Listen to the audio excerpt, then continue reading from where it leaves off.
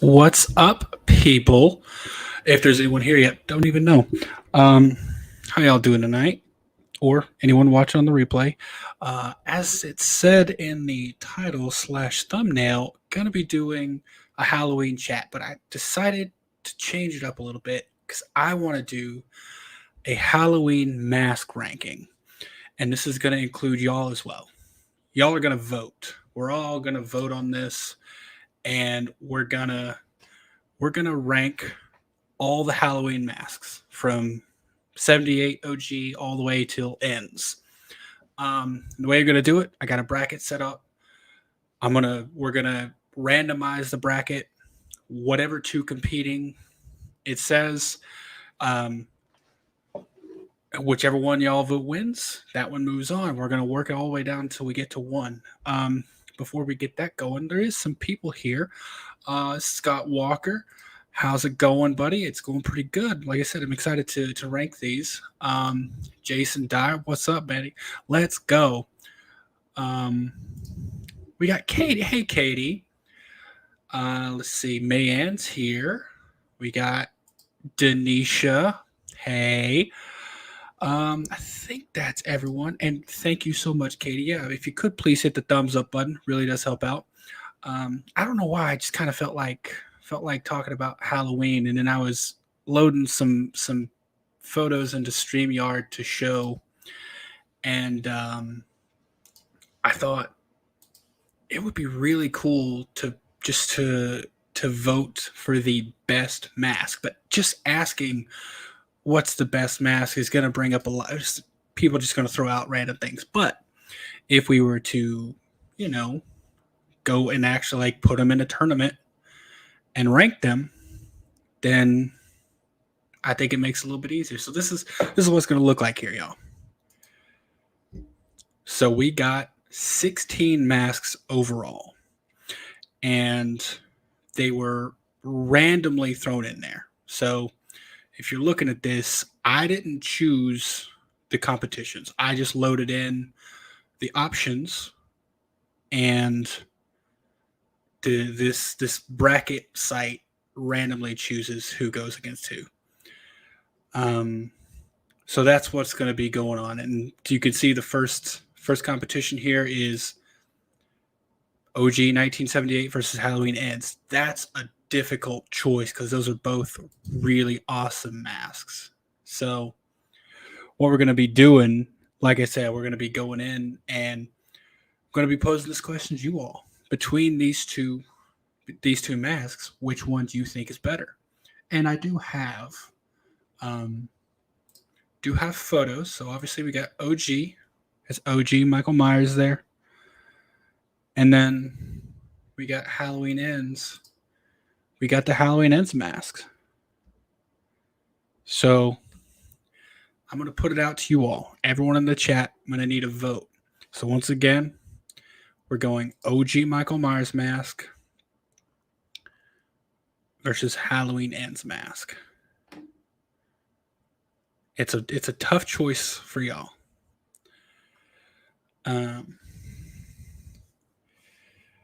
Scott, you love the first and 2018. Okay, I got Katie saying 2018. Or I'm sorry, Katie saying 1978. What's up, John? How you doing? This is my cousin, by the way. Bro, we are doing a little tournament here to rank the Halloween masks. And it just kind of it, you know what? Hold on a second. Let me change this up here. I want to randomize these again. Oh, I don't think I can because I'm already in there. Oh, well, they're going to stay the way they are. So we got to vote this way. Okay, I already see where John's going. That's true. So we got 1978 versus ends. We got one for 78. Mayan's for 78. Denisha's 78. So there's 3, 4. Okay, so let me just go here. We got 4 for 78. This is surprising because ends is so good. All right, I'm gonna have to give it to ends. Ends 78. Sorry, I'm gonna have to give it to 78. Obviously, I think 78's moving on. So, all right, we got OG 78. Next, we're going with. Oh, these are two not great masks in my opinion, but here's what we got. We're going Resurrection versus the CGI mask from H2O. So let's go Resurrection first. I'm pretty sure I know which one wins this one. Oh no, did I not load in Resurrection? I don't think I loaded in Resurrection. Well, let's go CGI mask really quick so y'all get a good look at that pile of garbage. One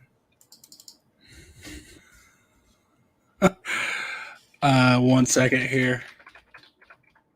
I gotta get this. I don't think I did. I'm pretty sure I got that mask. Did I call it something wrong? No, I guess I. I'm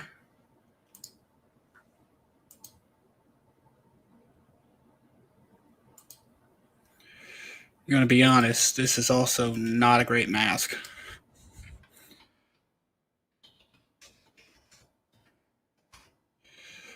Give me 1 second, y'all. Sorry about this. Should have had this done already, but I thought I had all of them. But I guess I missed. Okay, so here we go. Obviously, there's CGI. Resurrection. Not great as well, but we got Resurrection versus the CGI mask. Vote in the comments. Which one, y'all? Which one is better? Resurrection. I agree. Yeah, you're right, Mayan. Resurrection. They're both bad.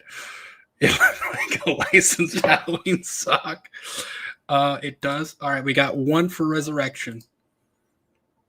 They are both bad, but come on, y'all. You got to give me something. What's your vote? Oh. Let's see. Mayan says Resurrection. David says Resurrection. Okay, so we're going 2 more for Resurrection. I'm gonna vote for Resurrection as well. I'll throw my vote in there. John's going Resurrection. All right, I think we could call it. I think we could call Resurrection wins on that one. All right, next one down the list. We got Curse versus Rob Zombie Halloween 2-1. All right, now the reason there's Halloween 2-1, and there's several of them on here because there's 2 masks roughly in both movies. So let's go Curse first. I actually like Curse. It was interesting. It's not the worst that I've seen. I actually really like this one. I actually had this one a while ago, and it got, I don't know where it went in terms of while I was moving, it just kind of disappeared. So there's the Curse mask, and that's going against Rob Zombie's Halloween 2-1, which is that one. So Rob Zombie's Halloween 2-1. So we got that one versus Curse.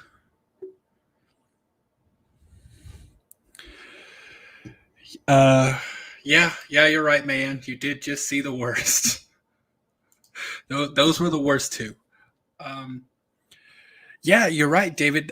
Ends was better than both the last two, but because that's why this is so difficult because I mean it's a tournament, man. You can you can end up with teams in the finals who couldn't have beat other teams, but because of the way it worked, man, that's just gonna be the way it goes. Okay, so we got one for Curse. Really, you're going Curse over? I'm gonna be honest. My vote. Okay, I'm voting for H2. So there's one for H2, one for Curse. Um, David is going with Curse too. Oh, come on now. Y'all are killing me here. First up decision. You got to go with. That's right. Rob Zombie. I love the look of this mask, and I'm so happy that Trick or Treat Studios finally got the rights because I'm buying it this Halloween when it comes to when it comes to the. Usually they go to Party City or oh gosh, what's the other Halloween store? Spirit Halloween. They usually have them. Denisha, we're not on that one right now. Currently we're on this matchup here. The Curse mask versus Rob Zombie's Halloween 2 mask. So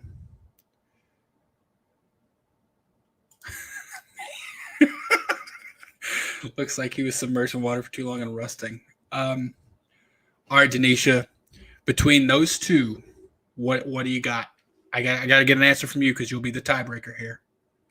So once again, we got Curse versus Rob Zombie 2.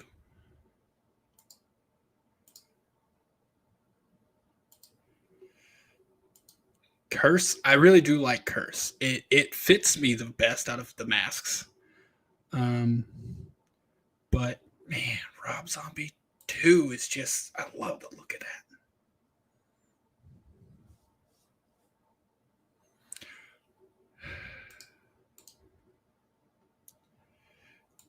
Oh, Denisha's going Curse 2. Can't say I'm happy about it, but I think that means Cursed wins. Curse moves on.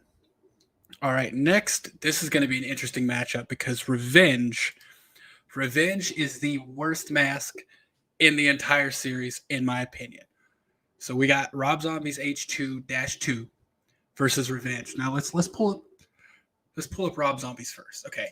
This is H2-2. This is the way the mask looks at the end of Rob Zombie's Halloween 2. I personally love this. There's a shot in the movie where he's looking the direction of the hole in the on the side of the face, and I don't know why it's cinematically it looks amazing to me. So we got this. I just want y'all to keep in mind this is the Cursed mask, and we're going against the Revenge mask. And let me just pull up. Look at this garbage. Oh my God. Come on, y'all. This is an easy choice. Come on. I'm going to go ahead and cast my vote. It's got to be Rob Zombie's Halloween 2. This is. Ooh. David just says nope. Man, I'm not kidding you, Joe. This is the mask actually used in the movie. this is the mask used in Halloween 6, Revenge of Michael Myers. Okay, so H2, I'm assuming you mean Rob Zombie's H2. Okay, so we got one more for H2. And really quick, just to show, we'll go back to that. So this is the most like degraded the mask has ever been, but versus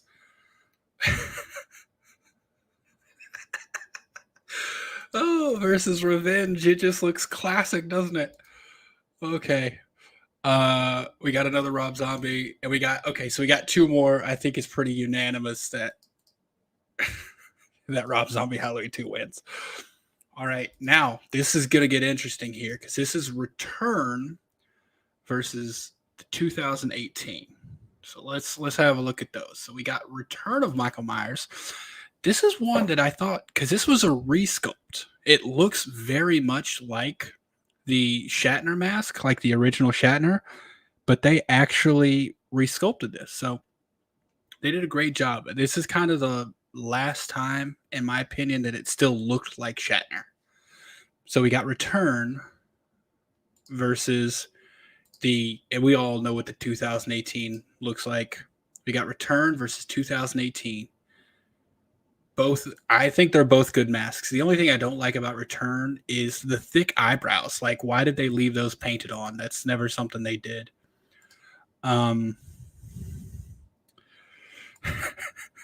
David, yeah, man, those masks are bad. Like, I love the Halloween franchise, but we had some misses in the mask department. I'm just going to throw it out there.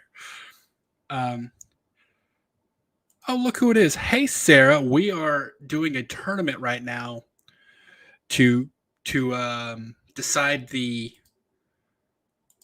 best Halloween masks of the franchise. So right now the current matchup is Return versus 2018. So y'all throw your votes in the comments. So let's have a look again. We got the Return mask, Halloween 5, Return.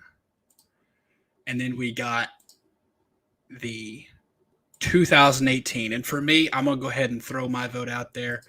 My vote's going 2018. It's so good. The aging on it, the weathering is just so nice. Okay, so Denisha's 2018, David's 2018. Mayanne said it looks like Donald Trump. Are you voting for it? Okay, she says, but I am going with it. Okay, so there's 4 for 2018. Look who it is. It's Coop de Oof. How you doing, buddy? Okay, so there's 4 more for 2018. So let's just go ahead and add those. All right, anyone else want to throw their vote out there? Okay, yeah. Sarah's like 2018, no content. All right, so we'll add that. There's no way Return is coming back. So I'm going to go ahead and declare Return the winner.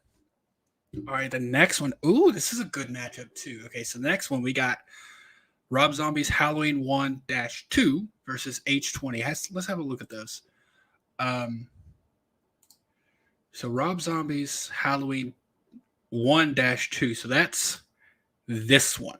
So if you remember in the movie, he has it original first, right? It's not weathered whatsoever.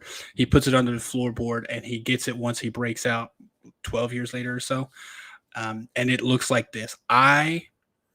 This is one of my top 3 masks of the entire franchise. So my vote is already going to this. However, we got to show H20 as well. And there are 3 masks from H20. We've already saw one of them, and that was the CGI masks. But there is another H20. So this is the main one used in the movie, though. So we got H20 versus Rob Zombie. Rob Zombie H1. So what are y'all's votes going for? All right, we got Rob Zombie. We got another Rob Zombie. So there's 2 more for Zombie. Let's go ahead and add those in there with me. That makes 3. Is it weird that I'm voting 2? Should I try to be like bipartisan here? Yeah, Coop. It really is. Is that your vote, Coop? Okay. So there's 1 more for Rob Zombie, 2 more, 3 more, 4 more. Okay, so Rob Zombie's taking it. We'll just go ahead and add those in there. So Rob Zombie is taken. Although, just to go back and look, the H20 mask isn't bad. Like, I didn't mind that. I really didn't mind it when Laurie decapitated him at the end of it.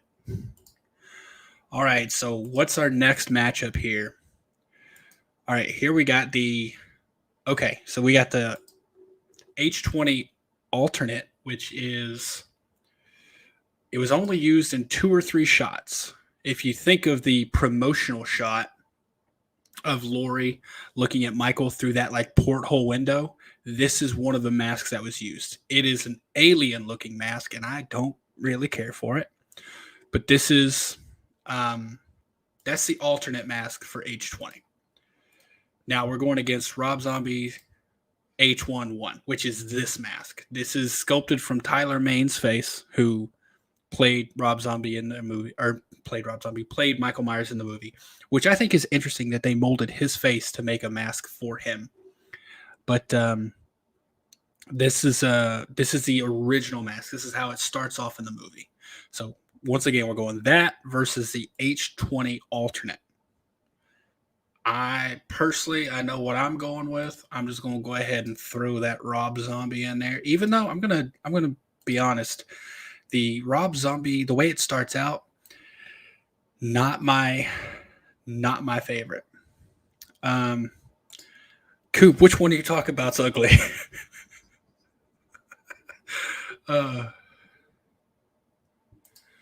Oh yeah, I love the masks in the Rob Zombie movies. He did so good. Coop, I'm really curious which one you think's ugly. Okay, so I said Rob Zombie, so there's one. Then we got 2 Rob Zombies. We got 3. We got 4. We got 5. We got 6. Okay, so I think Rob Zombie once again takes it. There's 6 overall, but just to throw it back out there, let's look at this H20 alternate again. Boom! It looks way too plastic, right? Like it's just, and it's too. I don't know. It's weird to say, but it's like too white. It just, no. And this is the one. This is the winner. Throwing it out there. This is the winner. All right, so Rob Zombie once again moves on. I'm happy that Rob Zombie, all of them except for one have moved on. Yeah, 3 of the 4 Rob Zombie masks have moved on, and I'm happy about that. Okay, here we go. This is a good one as well. So we got Halloween Kills, which is a fantastic mask. So this is Halloween Kills. We got the fire damage from the end of 2018, along with the bullet wound on the cheek there. So we got Halloween Kills versus the Halloween 2 mask worn by Dick Warlock. It's so interesting to me because this is, obviously y'all know, or I'm pretty sure y'all know, it's the exact same mask, literally the same mask that Nick Castle wore, but because it's stretched out to cover Dick Warlock's face, it looked different. So, but yeah, we got Halloween 2 versus Halloween Kills. For me, I gotta go Halloween Kills. It's so good. It just looks amazing. But let's see what y'all drop your votes down in the comments here. I'm assuming y'all are still talking about that H20 alternate. Stop showing them about the puke. Coop. Some of them are bad, man. Kills. Okay, so there's another for Kills. There's with okay, so 1, 2.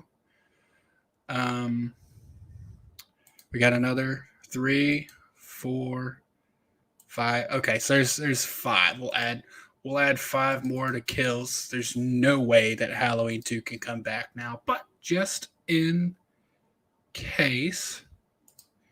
Kills. Yeah, the weathering masks, John, they're my favorite. Like a pristine, nice, clean one is fun, but I don't know. I just love when they look like they've been worn and actually been through a couple of homicides, you know? Okay, so all right, so that means obviously Kills is moving on. All right, now we're going to round 2, y'all. This isn't even going to be a contest. Okay, we got OG versus Resurrection. So we got OG versus Resurrection. It's so ugly. Oh my god, how did Resurrection move on, y'all? Like how did this move on? Oh, who did Resurrection beat? Hold on a second. Who did Resurrection beat? Resurrection beat. Oh, it beat the CGI. That's how it moved on. I'm gonna go ahead and cast my vote for the OG mask. Oh man. So we got Resurrection versus the OG. Like, I don't know how they get so far from the original. Here's the thing: they still manufacture the Kirk mask, and they've manufactured it, from what I understand, ever since they originally released it. So why didn't they just keep using that and making new ones versus like resculpts? Making an entirely new mask, and you end up with stuff like this. Like, what is that? All right, yo, let's see what the comments. Drop your votes. Oh,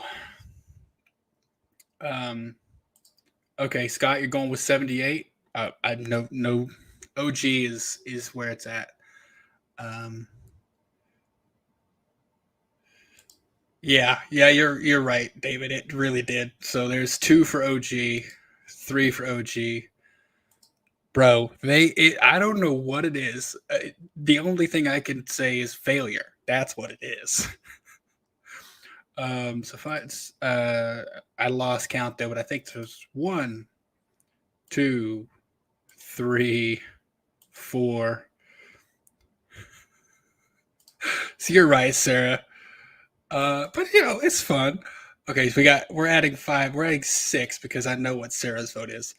We're adding 6 on there. So OG moves on, unsurprisingly. All right, here we got Curse versus Rob Zombie 2-2. So let's have a look at these. So we got Curse, rather. This is Halloween, 6? Yeah, 6. Curse of Michael Myers, as I'm sure you all know, a nickname given to the film because of how everything went wrong in the production that they just decided was a good name for the movie. So Curse versus, which one is it going against?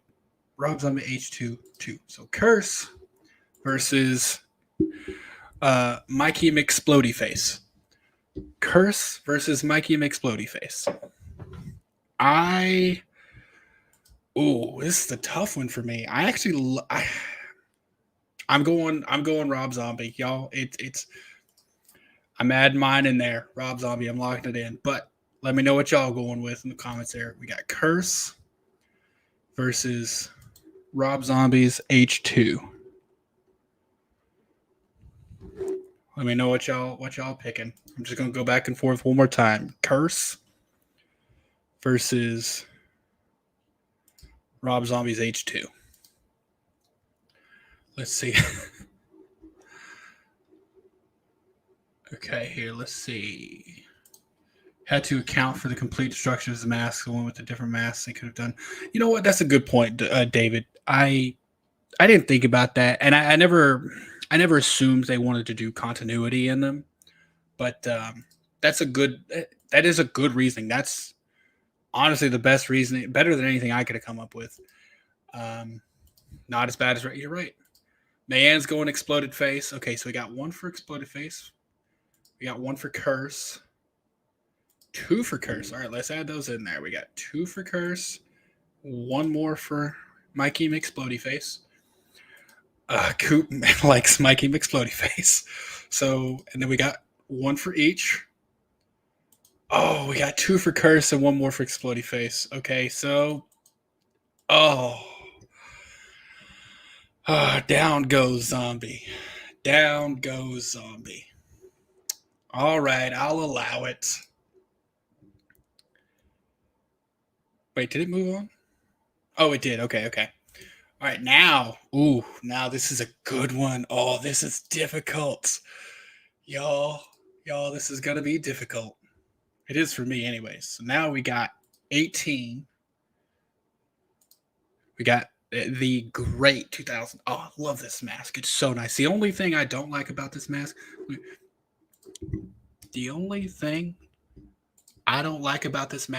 is my face is too fat to fit in it. I bought one from Trick or Treat Studios, and it will not fit me. I even thought about trimming the beard to see if it would, but wouldn't fit me. So, all right, we got 2018 versus that gorgeous Rob Zombie mask. Oh my God. This is a difficult one for me. This is so difficult for me. 2018 versus Rob Zombie. Rob Zombie, 2018. Before I'm just going to go ahead and throw mine in there, I'm still going Zombie. As much as I love 2018, that Rob Zombie mask is just so beautiful to me. We got Rob Zombie. We got 2018. Y'all cast your votes. See a lot of comments coming in. This is gonna be good. It's gonna be a good one. Oh, it's Steven, my buddy from Craven Something Scary. How you doing, my man? Yeah, I wanted to do a Halloween stream. We're gonna talk about it, but then I was like, you know what? I was loading some photos of the mask in the StreamYard, and I'm like, I really want to do a bracket to see what the winner is. So feel free to throw your vote in there, Steven. The current matchup is the 2018 mask versus the Rob Zombie. We got Rob Zombie versus 2018. I'm pretty sure I know which one's going to win, but we'll see.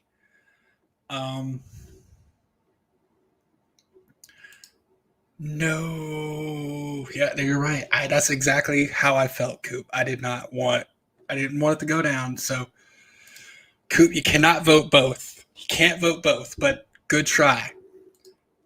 Okay, we got one for 2000. We got two for 2018, three for 2018, 4, 5.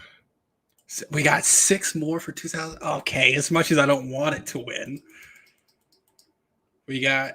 All right, 2018 moves on, and I'm pretty sure I know where this one's going to go to. All right, so Scott, be patient, my friend. I'm pretty sure it's in the next matchup again, so you'll see it in just a second. All right, so we got Rob Zombie's H1-1, which is this mask, versus Halloween Kills. This is where all the Rob Zombie ones go back to the wayside, I think, because I'm voting for Kills myself. So we got Kills versus the Rob Zombie. Throw your choice down in the chat there. I'm going Kills, man. That Kills mask is just so nice. Oh, the flame damage on the side, the gunshot to the cheek, everything about it. Oh, it's just a beautiful mask. But once again, just in case y'all need to see it, I'm pretty sure you don't. But there's the Rob Zombie mask.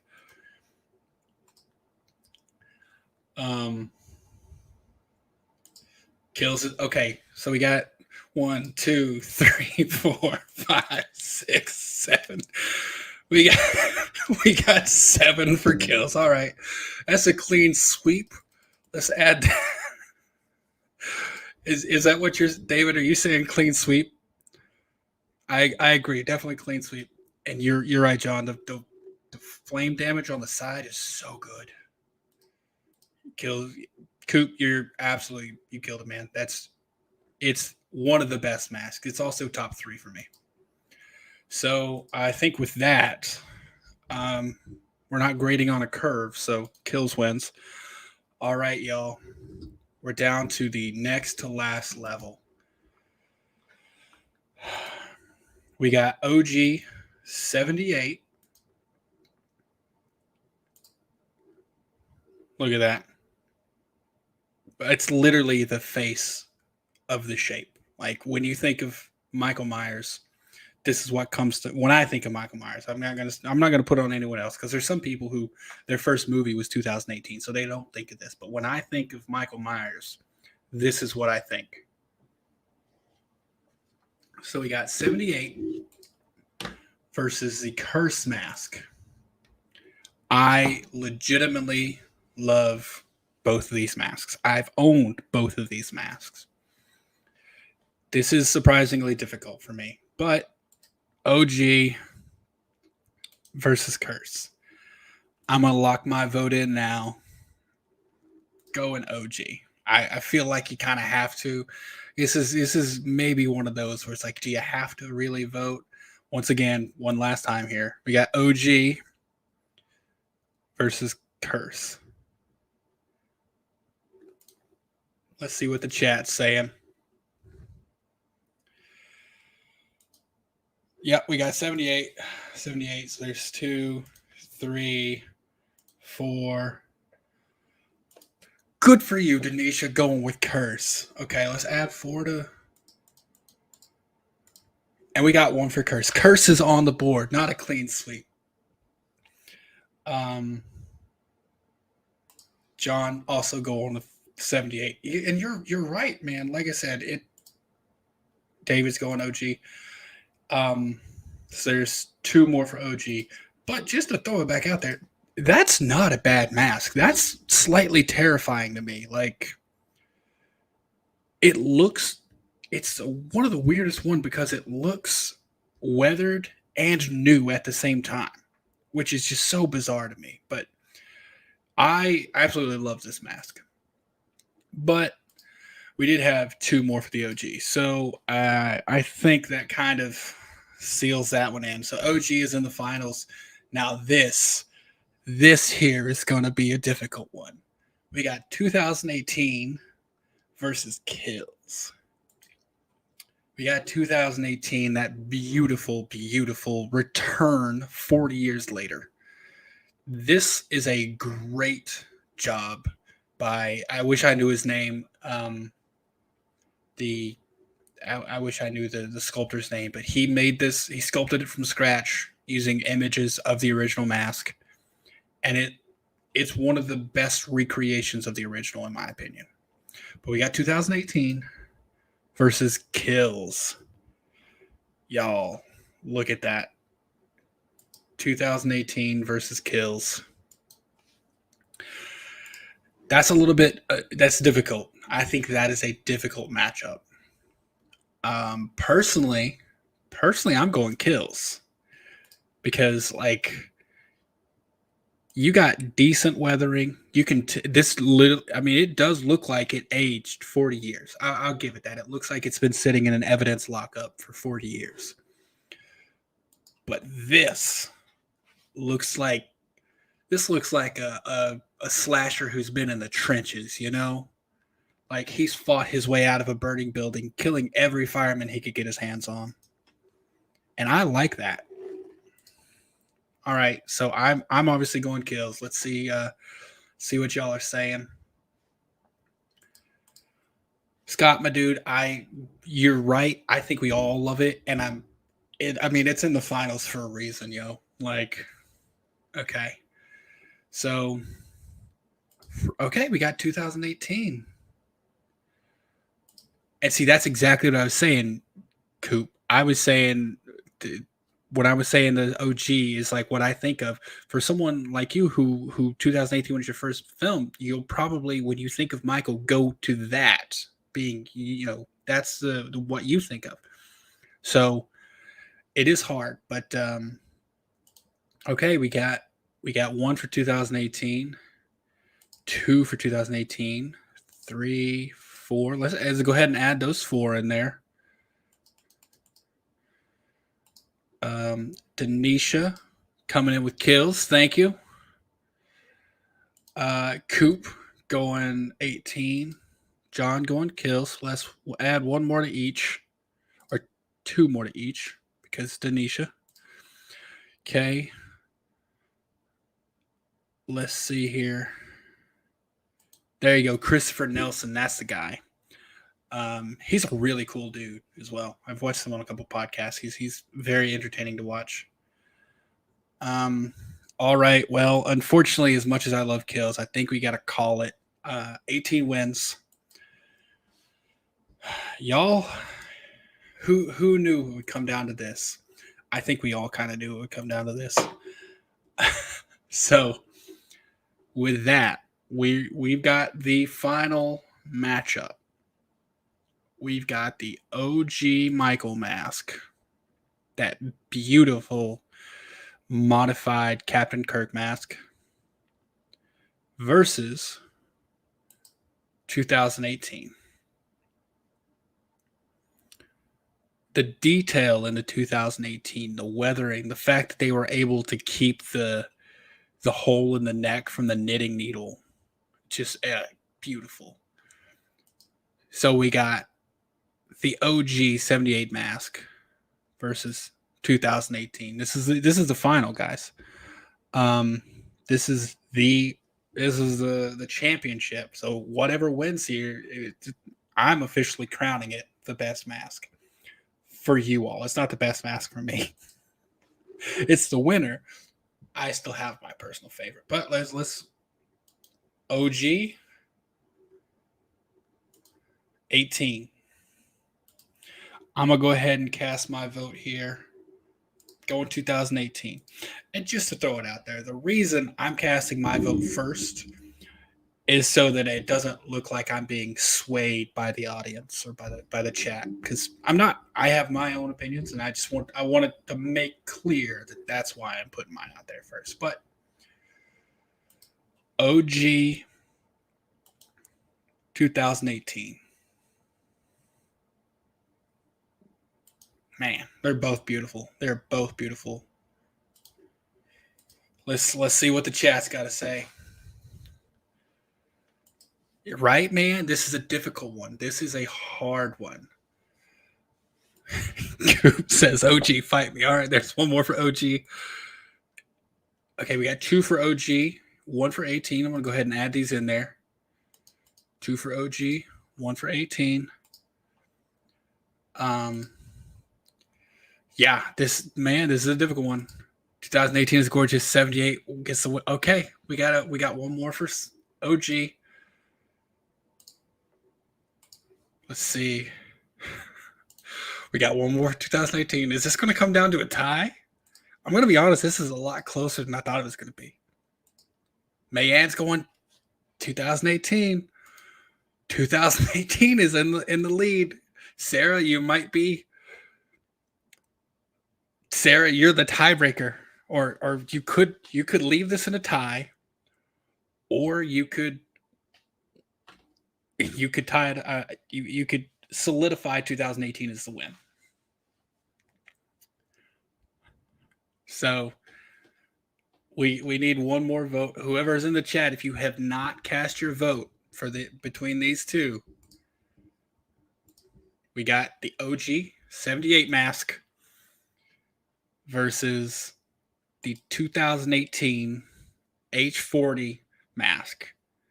This mask, so this mask represents, like, it didn't start, in my opinion, it didn't start the slasher genre, but it put it in the mainstream. It was one of the first 3, and it kicked it off in terms of popularity. But this represented, like, the return of an OG feeling Michael Myers, because, we just had the Rob Zombie movies, which personally I love, but I recognize the difference between the OG Michael and Rob Zombie's Michael. So this was a return of the OG Michael, in my opinion. But this, so crisp. It's just crisp, All right, let's see what the chat's got going on here. So Sarah's going 70. All right, y'all, we got a tie.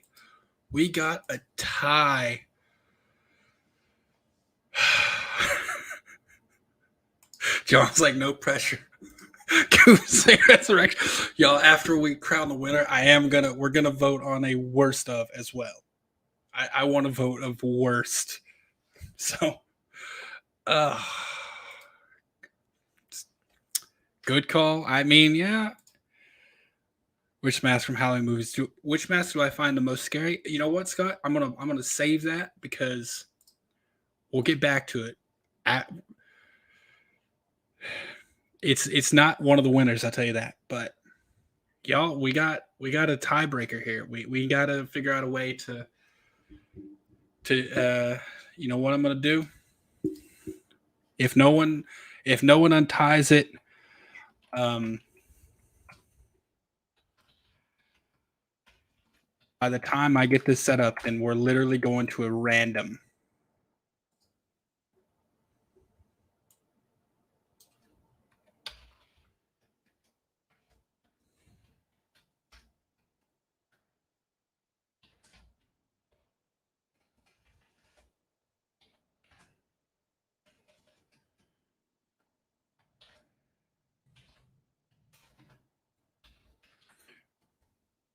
All right. If it's wheel and eight,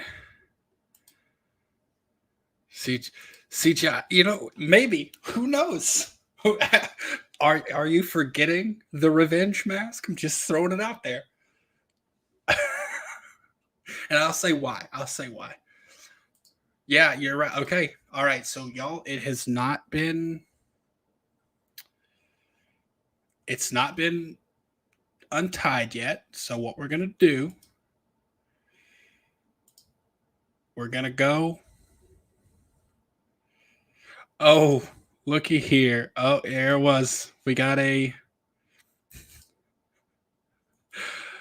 Okay, so someone came in with it, and we got one more. We got one more for OG. All right, I guess y'all. OG takes it with a score of 5-4. That is the closest of any of them. But the winner, unsurprisingly, 1978 OG mask. And all right, I want to know whose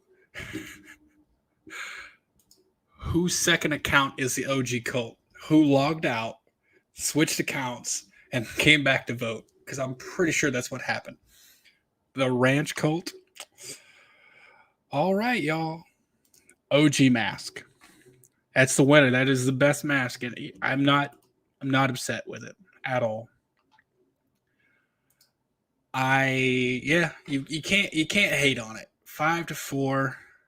It consistently won.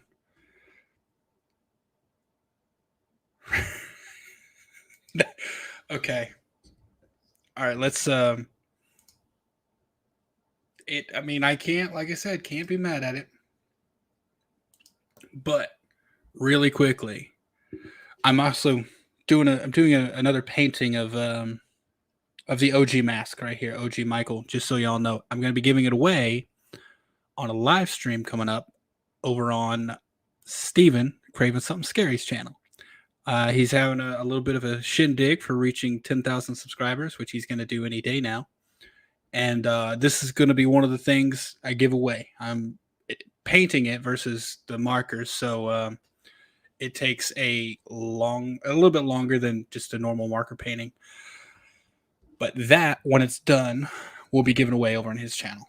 The Sam one is not done, Sarah.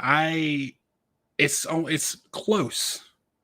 It's very, very close. But I got a little tired of doing the dots, so I took a break and decided to start this. The Sam one will be done very soon, though. It's only got a few rows left. But really quick, you know what? If you got 1 second, JT, I want you to vote on this. Everyone else already knows, but we're gonna vote on the worst looking mask, and it's between two for me. And I'm gonna give you my reasoning here. Okay, worst looking mask. It's gonna be either the CGI. I mean, look at that. CGI mask. It's bad, but I submit this. The Revenge Man. Look at that hot pile of garbage. The Revenge Mask is worse. And here's why I say it's worse, y'all. For the CGI mask, there's a reason it doesn't look good. The technology at the time wasn't great. So there's a reason that mask doesn't look the best. And they decided, it was only going to be, 2-3 frames? So it's bad, but that's someone digitally after the fact trying to do something with already existing material. Someone sit down. Look at me. Look at me. Someone sit down and sculpted this pile of hot garbage from scratch. Look at this. It's so bad. How do you approve that as a studio?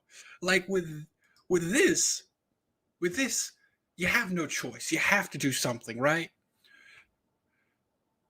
But this is so bad. Like they could have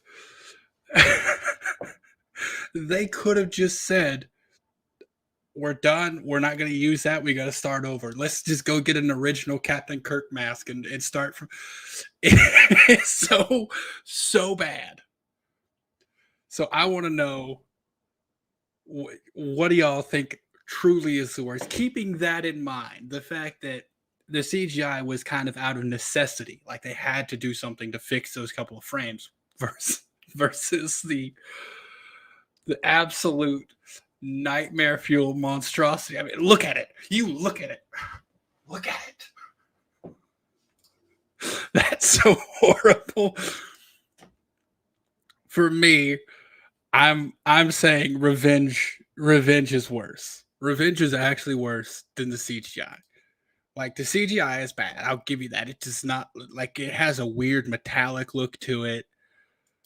But I just, y'all, how are you gonna it's you wanna know how bad it is? Steven, and anyone who regularly watches Steven's channel will know exactly what I'm about to say. I would rather look at that photo of a sourpuss Amber Freeman from Scream 5 than Revenge Man. Look at that. You look at it. Look at it. I would rather look at Amber all day than that. It's so bad. It's so bad. Oh, hold on. Stop it. I will not.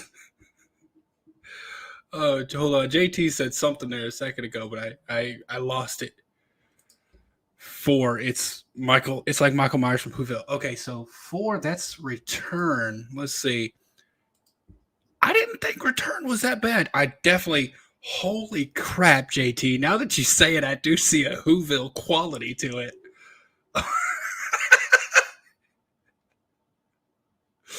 Oh, I definitely see it, man.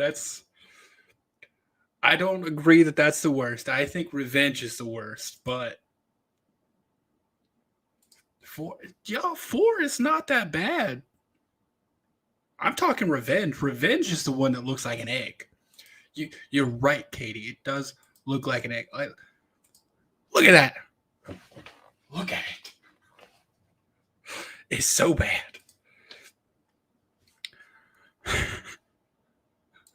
Amber Sarp. I gotta get that photo, Steven. I don't have it loaded, or I believe me, I would pull it up right now. But Amber, exactly, Steven. And that's another reason that I think it's I don't think it's the worst one. We got stuck with that horrific egg face alien the entire Halloween 5. So I'll take that 2 to 3 frames of CGI versus that. The sculptor had a revenge against poor Mikey. You're right.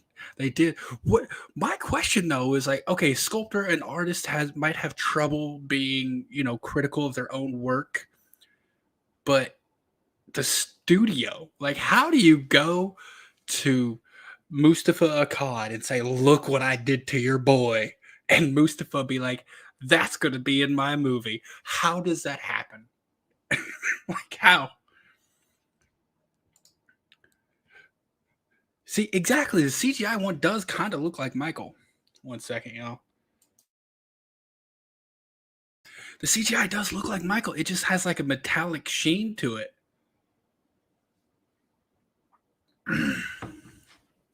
So, for me, it's got to go. It's got to be the worst one is the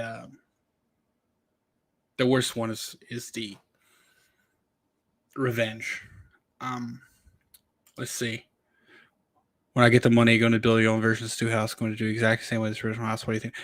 I think that's awesome. I think it would be very expensive with the housing costs and construction costs right now. Like just the price of raw goods, if you're talking in a literal sense.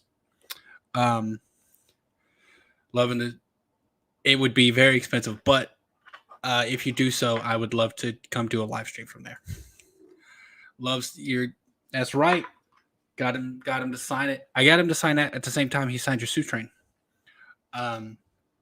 So here I'm going to pull this back up because I did have it saved. Honest opinion: which mask from Halloween movies do I find more scary?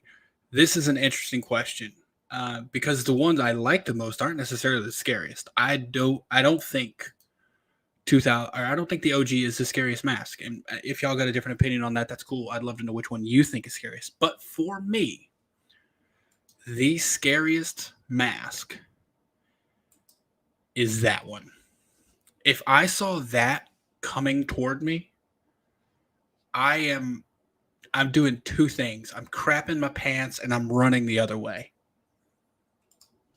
Maybe a little bit too much information, but that's what's happening. If that comes toward me, this right here is terrifying to me. As much as I love the OG mask, I don't find it that frightening. I find and this is something we've said on stream before. I don't find the OG, 78 that scary. I find it more suspenseful. It's a very slow burn, which like I said, I don't find that suspenseful. And Rob Zombie's kind of picks up from the get-go and it just starts going. But for me, the Rob Zombie mask at the beginning of Halloween 2 is the scariest. But what do y'all think? What are y'all's scariest?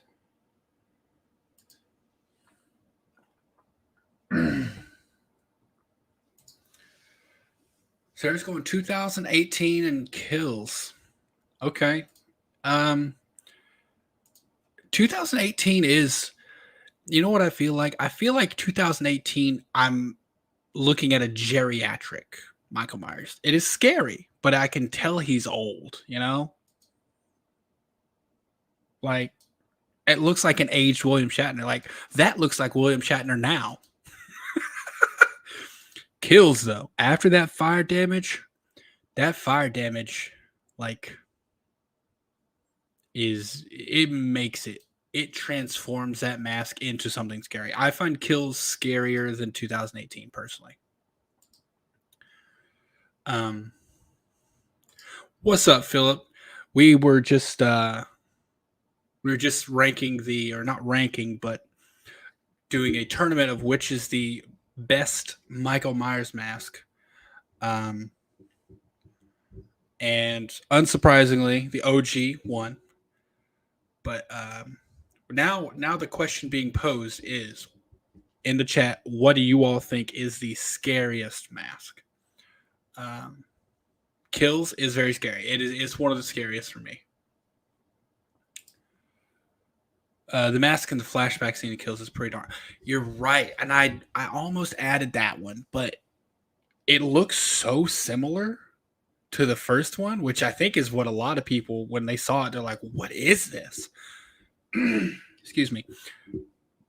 I know you and I have said this before, Steven, on other streams, but it looked like when you saw it, it was almost like, are they using unused footage from 1978? It was so good. Him sculpting that original, like doing a resculpt of it, I was blown away. And once again, I'm a little confused as to why they didn't just get a Captain Kirk mask and do basically redo the process from the original, spray paint it the eggshell white, do the black hair, pull out some of the hair, get rid of the eyebrows. They could have just done that, but doing it from scratch, I mean, he killed it. Okay. all roads lead to Woodsboro. If you've ever been to one of my or Steven's streams, you know this. And Scream 1 was sitting to go home from school. How do you think Stu got to her house before? Do you think he snuck in the house when she was asleep on the couch? That's a good question. Huh.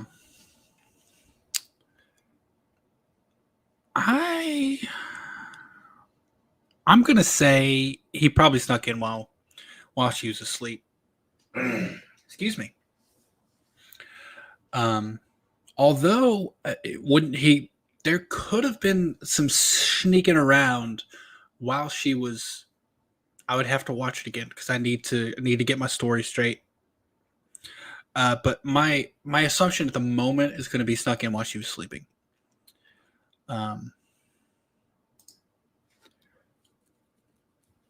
They nailed they really did nail that flashback scene, and that was perfect marketing too because no one knew it was going to happen. I don't think any of us thought when we went in for that movie that we were going to get to see some like 1978 footage. So he snuck in while she was not. Yeah, I agree, David. For me, it's hard to pick which mask is scarier. I haven't seen the newer ones, but I know what happened. You haven't seen them, Philip? Interesting. Well, I'm go when I think of masks in terms of scariness, I'm honestly just thinking just appearances, not even taking into account what's done with the movies. And I did say what a little bit about the slow burn from 78 versus the Rob Zombie, but just taking into account the masks, like I said, for me, I'm going Rob Zombie Halloween 2. At the beginning, at the end, there's more of his face showing, and there's some good shots in there, but that for me is the scariest. Oop. All right, guys, let's see.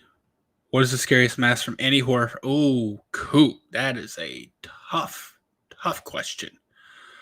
I am gonna go with old Jason because I think Jason is my favorite slasher. But I think Stu was already in her house before she got home because he heard that creaking noise. I thought it was him. See, Scott, that's what I was thinking of too, but I can't remember the order of events. I can't remember when she heard the creaking versus when she went outside to check and stuff. So I can't say. I'd have to rewatch it. So let's see. Hold on. Sorry, Coop. Gotta go TC. Sarah, very, very good point. And in some cases, it's multiple people's faces. So Coop, yeah, Sarah, you got a point. It's good logic. Yeah, you're absolutely right, Sarah. So, and when you think about it, if I saw anyone wearing a Leatherface mask, any of the Leatherface masks, I'm going the other way. So I can't disagree, Sarah. For me, I'm going to retract my statement.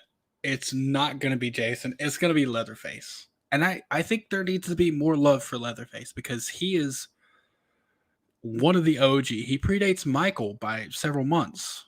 So, or several months, I think. Or is it years? No, he predates Michael by several years because he was, oh my gosh, I should know this. He's either 74 or 78, or 74 or 76. So, I think there needs to be more Leatherface love, but Leatherface is 100% the serious mask. Rob's Michael, it is. One thing Rob Zombie did right is the masks. So, let's see. I watched Scream 4. Yep, I told you last time. I think they were third kill Scream 4 last. She was in her room. Charlie was in Olivia's closet. So I did rewatch it the other day, but I didn't focus on that part, Scott. Speaking of Scream 4, speak of the devil and he shall appear. Look who just popped in. It's Marcus from I Shot Him 6 Times. I was focusing on some stuff that Marcus and I were talking about. And we a whole other, like, we discovered some stuff together. So it was a really interesting watch because I'm gonna say it out loud right now. I don't think anyone knows as much about Scream 4 as Marcus from I Shot Him 6 Times. And I'm not even hesitant to say that. But I watched it to focus on some stuff that him and I were talking about. And so I didn't focus on that part. I'll have to go back, Scott, because I remember you telling me something about that. They did. I remember the two officers saying they tried to chase him around back or something. I'll have to watch it again, buddy, and focus on that part. I'll get back to you. 1974. Yeah, okay, yeah. It was 74. I was like, it's either 74 or 78. So yeah, Leatherface predates Michael. As I said, Michael brought slashers kind of the mainstream. He popularized it, but I don't think he started the slasher subgenre. Although he's often credited as doing so. And I don't think it's bad to credit Michael for doing that, but I think a little bit more love needs to be paid to Leatherface and the Texas Chainsaw series.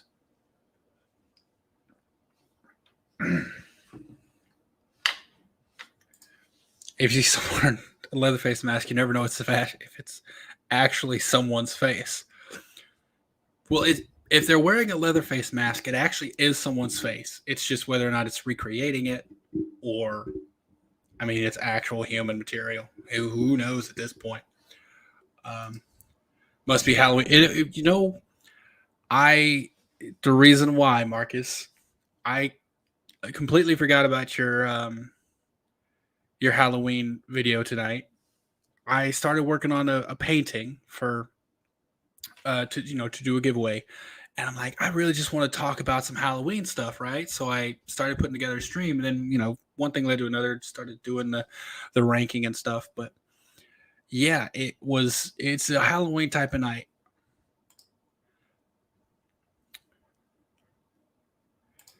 Yeah, and I got to beat Marcus, bro. We got some stuff to talk about in terms of Halloween, or not Halloween, Scream 4. So whenever you want to set that stream up, let me know. I can't wait. There you go, discussion, bro. It's gonna be fun. It is. I'm so excited to dig into this Kirby Charlie Walker thing. Let's see here. Hold on, David Lewis. She heard as she walked past the closet, he pops out. She had just been in that same closet before turning on the TV. Interesting. A creaking sound could have been from upstairs as he was sneaking in. That's true too. Y'all, we're gonna have to do a watch along. How would y'all feel about a Scream watch along? I feel like it's been forever since I watched Scream. Probably like 2 weeks. AI going rogue horror movies. Chucky reboot to Banana Splits. Megan is another example. Okay, I was a little confused at the question. I like it. I think there's limited things you could do with it. It's kind of always it's either one of two ways. It's a malfunction, either intentional or non-intentional, where it goes bad, or it's learning and deciding humans got to go. So I don't know, and I could be wrong. There could be plenty more, but that's kind of what I think of when I think of them. But I don't dislike them. I liked Megan. I'm going to be honest here. This is a unpopular opinion. I enjoyed the Chucky reboot better than Megan. Banana Splits movie I thought was great. And here's another example, I guess, one I didn't think of. Willy's Wonderland. Well, I guess that's not AI. That's an animatronic. It gets taken over by a demon, or not a demon, the reincarnated soul of serial killers. Even weirder, right? Excuse me, I don't know why I'm so burpy right now. I believe it was Trevor in that scene. We forgot he was lurking around and appeared right after. That's true. That did happen. That's another thing, Marcus, that you, Steven, and myself were talking about the other night on his stream. That's why I think Trevor lives close, because he was just there and he did it twice. So, she didn't dig through the closet though. He could still have been in the closet hiding. Stu, yeah. Something sorry, aloha, brother. I had to pop in to show everybody some love. Thank you, Marcus. I appreciate it. Marcus, man, if you got a minute and you want to jump on, let me know. I can send you a StreamYard link. I don't know how long I'm gonna be going. I was just wanting to jump on and talk about some Halloween. I'm probably gonna work on the painting a little bit later. However, really quick, I don't know. Sarah, are you still here? If Sarah is still here, let me know. Drop a comment and I'll grab the Sam poster so you can see what it looks like, because it is very close to being done. Just saying, if it wasn't Charlie that killed Olivia, how could it have been revealed to be Stu that killed Olivia? I think it was Charlie that killed Olivia, personally. Do you dispute that? Do you think it wasn't Charlie? I think it was. I always credit Charlie with that kill, and that's one of the best kills in the entire franchise, and I give it to Charlie. I'm a Charlie Walker fan, y'all. I think he's ranked way too low all the time. Even recently, I've seen him ranked pretty low. Excuse me. Jeez. I did too, David. I really enjoyed Willy's Wonderland. Nick Cage did so much acting without saying a word, and I loved it. He was somehow more Nick Cage than normal without talking, and it's so baffling to me. All right, hey man, I'll shoot you a link right now. 1 second, invite.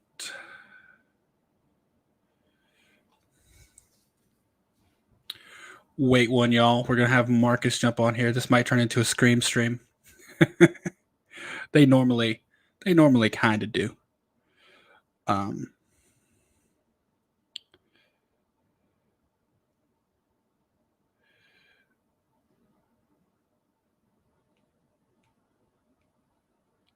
Sorry, this looks weird. I'm trying to type on my phone and send him this message.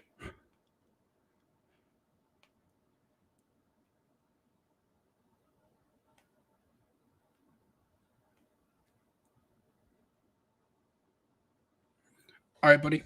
Link's there. Link's on its way. Koof already turning into a Scream stream. It is. I'm cool with that. I love Scream, as you can tell. We got me with Randy. I also have a picture of me with Stu, but I didn't hang it because I wanted this Stu autograph up there instead. But me with Sydney and Billy. It's me with Destin from Destination Station up there. So, yeah. Hey man, it's on its way. Let me know. Just jump in. I'll keep an eye out for you. All roads lead. You're damn right they do. All roads lead to Woodsboro. Spoken wise words have never been spoken. Wiser words have never been spoken from the Godfather Woodsboro himself. I think Scream 7 is going to be 2 parts. Stu will be mentioned a lot in part 1. That at the end of part 1 he will appear, but in part 2 he'll be the main Ghostface who make his Titanic return. Here's the thing, I like that. The only problem is that makes the second part not really a murder mystery anymore. And I think that's a big part of the movies, is trying to figure out who did it. Excuse me. And if we know that Stu did it, or Stu's in it, then it takes a little bit away from trying to figure that out. So I definitely want him in 7 though. Scott, I'm so down for him to be at 7. And I would be okay if he didn't, like, what I would really like, and it's something talked about on Steven Scraping Some Scary stream, is I would like a little bit of flashback a la Halloween Kills. But from all 2, 3, 4, 5, and 6, showing Stu has been a part of it the whole time. And some people may not like that. I understand. It's not for everyone, but I would love to see something like that where Stu's revealed at the end. When Stu comes back, he's going to die. I'm just going to throw that out there. He's going to die for real. No question about it. It's not going to be an open-ended thing where we're like, oh, maybe he's still not alive or still not dead. He's going to die for real. So I'm okay with him coming back at the end of the movie and dying, but I would love for a quick flashback showing he's been part of everything since part 1 as well. We just didn't know it till now.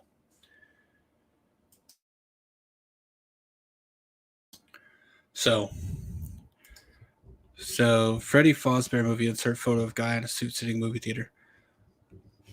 Okay, so I know Freddy Fazbear is from Five Nights at Freddy's. Here's the thing. I know nothing about the movie other than that name. I know a basic premise, I guess, which is evil animatronics evil animatronics, and some security guard, I guess, has to stay there and survive. And Matthew Lillard and Josh Hutcherson are going to be in it. That's all I know about the movie. Other than that, I'm probably going to be going in blind at this one, and I'm okay with that because I really loved Willy's Wonderland. So I'm fairly certain I'm gonna love this movie, and it's got Matthew Lillard. How can you not love it? What are the chances Stu Macher was involved in the events of Scream 4? So I will say Scream 4 is the most difficult one for me to wrap my head around him being in. I can very easily 3, 5, and 6 very easily make a connection for him being in there with existing characters, existing storylines, plot points, and stuff. But 4 is the most difficult one because it's Sydney's family and it's back in Woodsboro, which he likely wouldn't be there right now at that time because it's not very close to when everything happened, but it's closer to when the original events happened. Then I think it would be comfortable for him to just go back. So for me, I'm not going to give an actual number for this, Scott, but I will say I think it's the lowest chances out of any of the movies that he was involved in outside of one, obviously. I'm pretty sure this is a reaction to the All Roads Lead to Woodsboro, and I'm cool with that, buddy. Easily makes Stu having Roman's partner in 3 since they were unable to reveal that it was actually to work. And see, that's the thing. It's so weird. 3 is such an anomaly because Steven Craven Something Scary put me onto this because before meeting him, I never watched that movie thinking there was a second killer. Never did. I went with what was revealed in the movie, and that was it. When I watched that one scene he pointed out, I'm like, there's gotta be someone else. Now, obviously, the generally accepted theory is that it's Angelina because in the original script, it was supposed to be her. And her death was a little suspicious.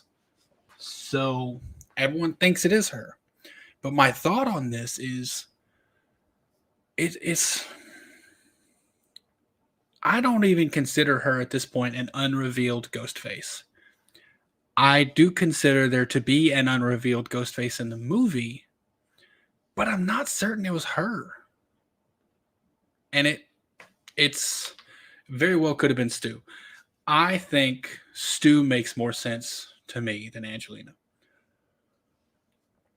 But if we're just going back, if we run through the movies with a Stu-centric lens, obviously he was in 1. Disregard that. Part 2, well, you got Mrs. Loomis. Who was closer to Billy Loomis, her son, than Stu? She's got an immediate connection there. Part 3, Roman originally gave Billy the idea, or not the idea, but nudged him in the direction of committing multiple homicide. So you've already got a connection there. Part 4 is a difficult one. Part 5, Richie and Amber, part of this Reddit thread, this chat board, whatever. So Stu definitely could have been on there. Part 6, saying it's Richie's family. So if Stu was helping Richie, then it stands to reason that Richie's family could also be working with Stu. I think there's a lot there. It's really easy. So who was the ghost? I don't think that was a real Ghostface. I think that was a prankster, right? If we're talking about the same, yeah, that was a prankster. Those were the two that were that Principal Hembry had in his office right before he died, because he had the original peanut-eyed ghost mask.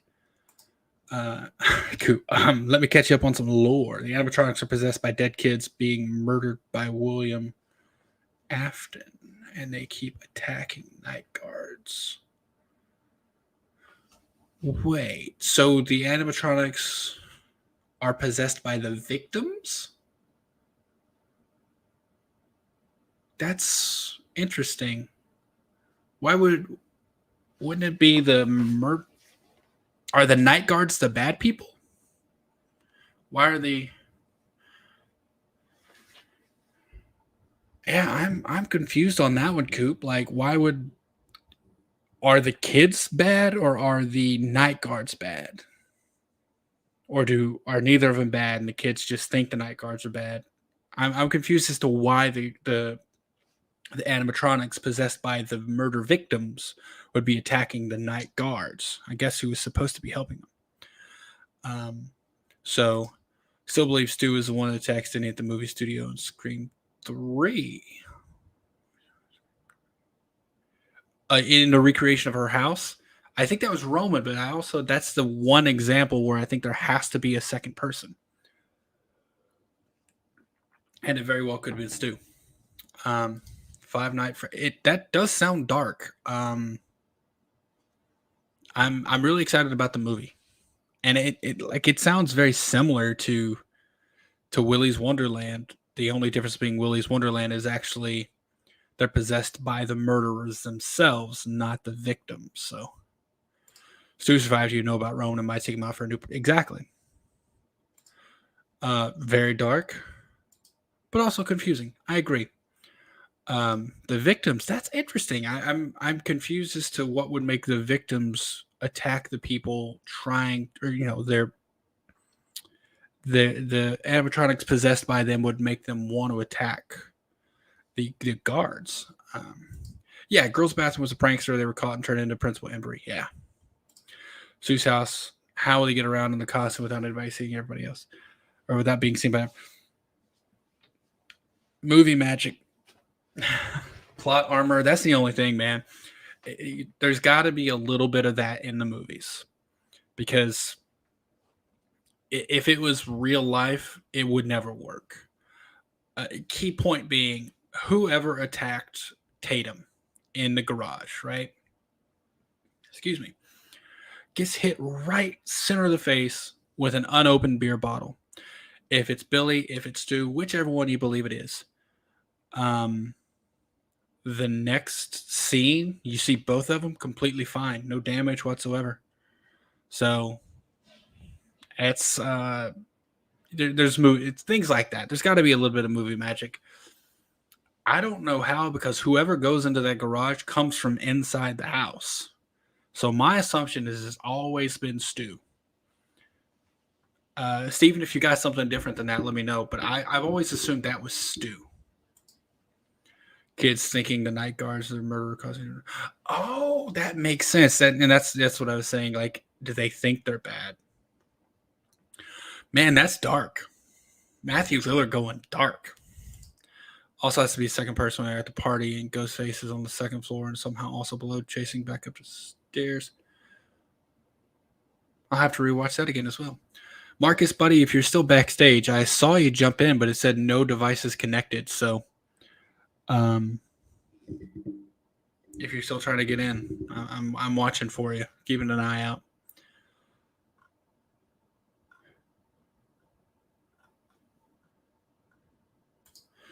watching Beyond the Mask a couple weeks ago. I did one of the script. He said it was Stu that killed Tatum. Why would Stu kill her for? Why would I mean, why would he kill any of them? I don't think he needs a reason, and that's what's so scary about Stu for me is that he didn't have a reason really to kill any of them. Billy had a little bit of reason. Stu just, you know, hey, it's a good day for a killing, I guess. But I do think it was Stu that killed Tatum. What do y'all think? Do you think it was Stu? Do you think it was Billy? Billy does show up right after a little suspiciously and has wet hair. I don't know if that matters, but that could be a little bit of a little bit of like the beer bottle hitting him. So yeah, but that in terms of getting around in the costume, not sure, but that let's see.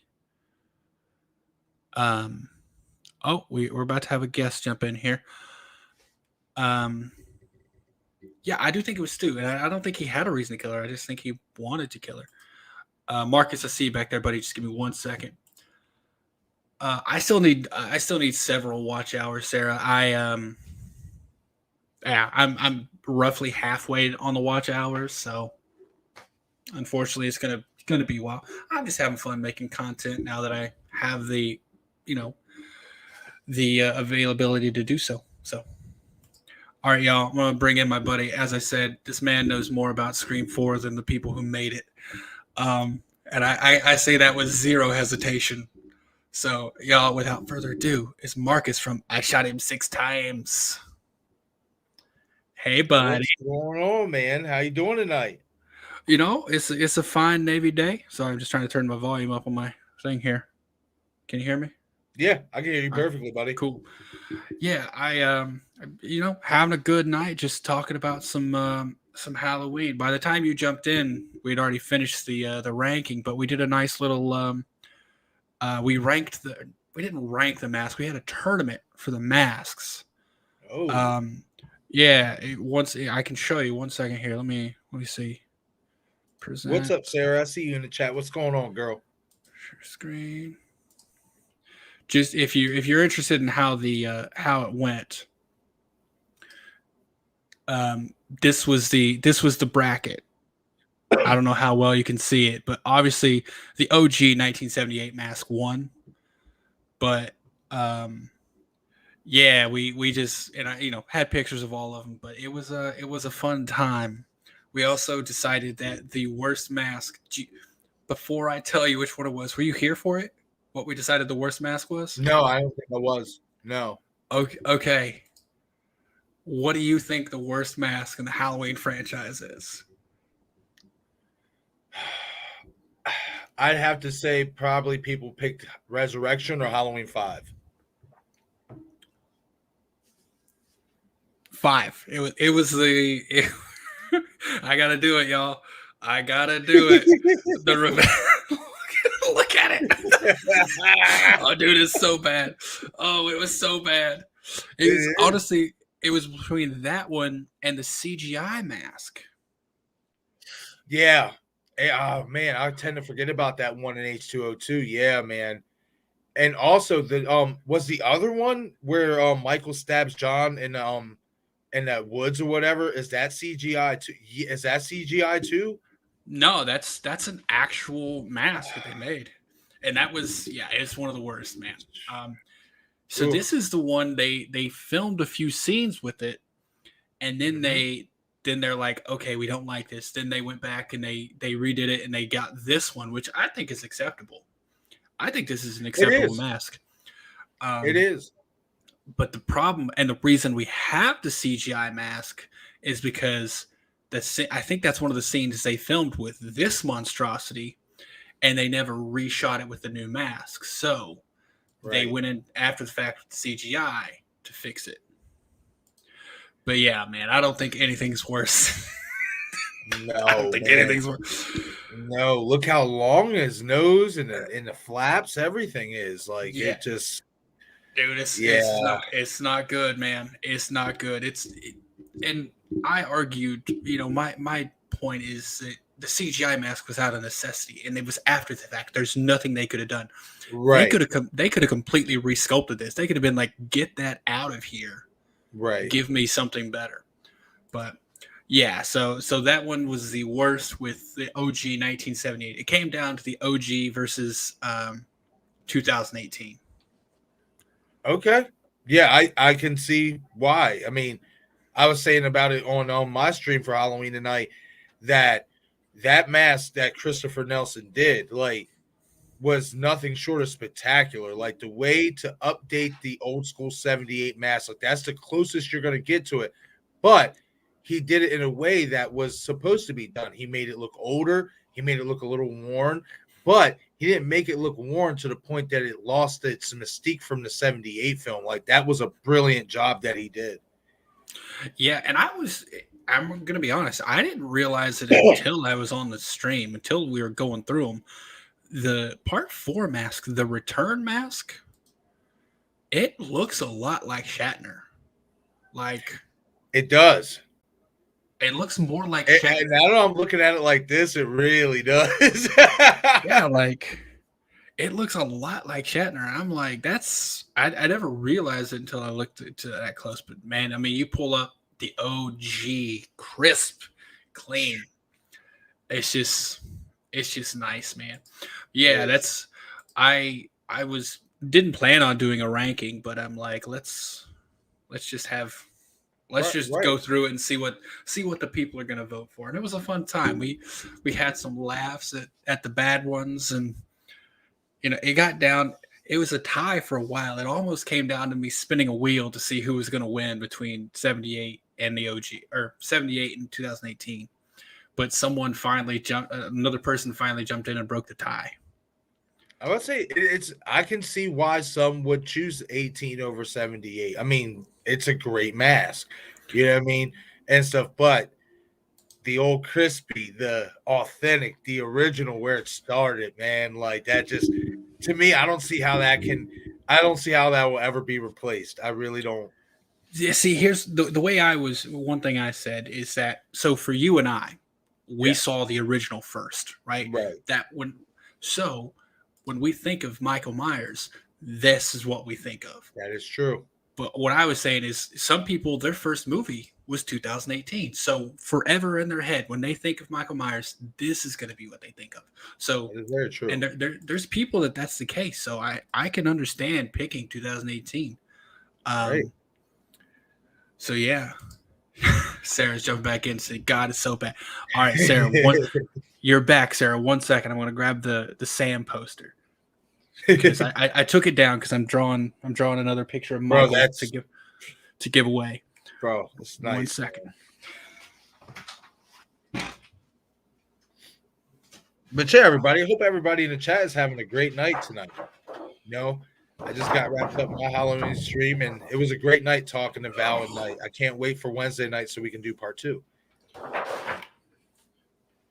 All right, Sarah, if you're here, here is her currently. I've got about that much to go, but that's what she looks like right now. Man, I just gotta say it, man. When I see that, I think of Bon Jovi. Shot through the heart, and you're to blame, darling. You give love a bad name. Like, damn, Yeah. man. Oh, I love her. I'll do you one. It's not gonna. I'll make you one of these, but not with the dots. It'll be just like a normal one. Like I said, Eric, man, you have an amazing talent, my friend. You keep doing those. Those are just, oh man, they're official, man. I'll do you one. It'll be similar to this because this is the Michael.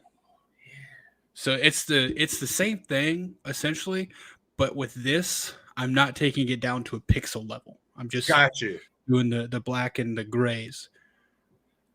Bro, that is nice, man. So wow. I put Velcro up there since I'm changing them so often, Okay. so I can work on new ones. I just got Velcro holding them up there.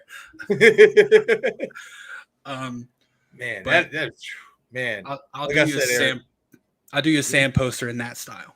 Oh man, I appreciate that, buddy. That would be sick. Oh man, I definitely keep that bad boy safe in mint condition, especially because that's how I keep everything else, like all my posters, everything I grab from the conventions or whatever. When I get my new place or whatever and stuff, I'm making sure that until I move, everything is like in a nice, safe place so they're not getting destroyed and stuff like that. So when I do move, then I can set up shop, man, because I got to get my background right. Yeah, man, I was so happy. I finally got a spare room, which is what I wanted. I want to get it because Right. I lived in a studio before I went on the road. And I Gotcha. finally got a 2 bedroom, and when Chrissy and I were moving, I'm like, gotta get a 2 bedroom because I want a dedicated space for YouTube, so I don't have to change anything around. I don't have to move stuff. Right. I literally just sit down and I hit turn on the camera and go, and it is so nice to have. But just for everyone saying it looks nice, thank you. I really appreciate it. And this is true. That is going to be given away. This one second. Okay. This big old Sam poster here is going to be given away on Craven Something Scary's 10,000 subscriber live stream. Okay. Going to be some trivia. Whoever gets the question right is going to get this. There's going to be some other stuff given away too. I'm making a couple posters, but this is going to be like the big one because it took so much time. Oh, I'm sure, man. But like I don't know if this will be given away there or I'll give it away before then. But yeah, this is going to be given away. I'm going to be doing probably some smaller ones as well. I'm going to do a Freddy one.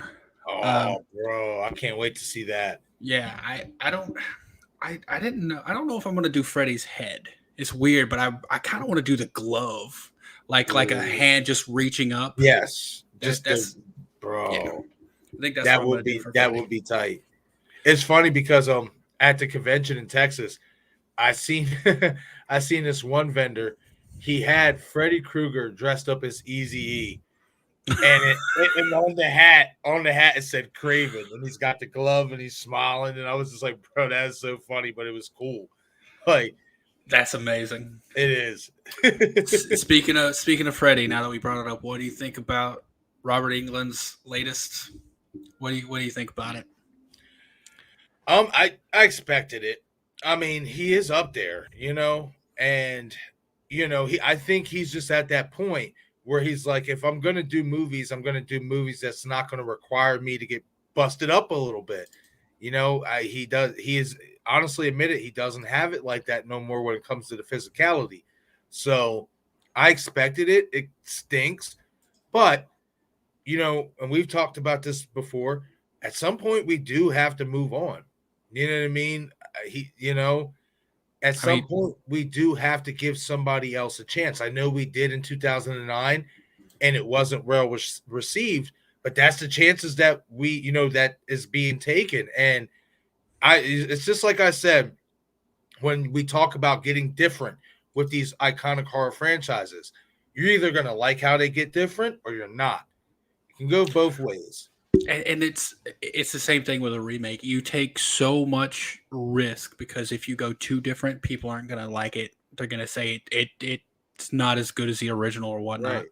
If you stay too close, if you stay too much the same, they're going to say you didn't do anything original. It's so difficult to make it work. But in that same interview, and I said this in the video I did about it, I like that Robert Englund gave credit to Jackie Earle Haley. He's like, yeah, he did good. He was a good character. The problem was them turning him into, they turned Freddy from a murderer to something worse, right? Which is weird to say, but they did. And I agree. And I've said this, it's an unpopular opinion, but I look at the remake, the Nightmare remake through rose-colored glasses, because it was the movie I got to see for the first time after being on deployment, Okay. And I pulled into. I had been out at sea for a couple months and hadn't got to see a new movie. I hadn't been to a theater in Right. months. So we pulled into a port in Dubai, and I'm like, okay, they got a theater. I'm whatever. I just picked a buddy. I'm like, hey, let's go to the theater. I'll buy you a ticket. And it was called the Platinum Theater, Nice. and it was like the biggest lazy boys, like a fat guy lazy boy like me. Like I was so comfortable and I could lean back, and it was one of the ones where the screen actually kind of wraps up over you a bit, Oh. and it was so nice. And I'm like, I don't care what's playing. I just want to see a movie. And I went, and the movie that was playing was Nightmare on Elm Street remake. I'm like, I guess that's what I'm seeing. And I walked out of there like, I loved it. So every time I think of that movie, that memory comes back. So I love the remake. It was dark. It was very, very dark, but I love it. Right. I will say this about the remake, which I think a lot of people actually don't give enough credit for. There was definitely some scenes that really felt very reminiscent to the original, especially if I'm not mistaken, was it the grocery store or no, the library scene? Where you see When the body being dragged? yes, yes, like that, and then also I think it was in the grocery store when the lights start to dim and then everything's like, and then you slowly see Freddy ascending. Like I absolutely love that scene in that movie because right in that moment I'm like, that's Freddy Krueger. Mm-hmm. Like this whole ambiance, that is Freddy. But like you mentioned a couple minutes ago, what hurt that remake is what they did with Freddy the character.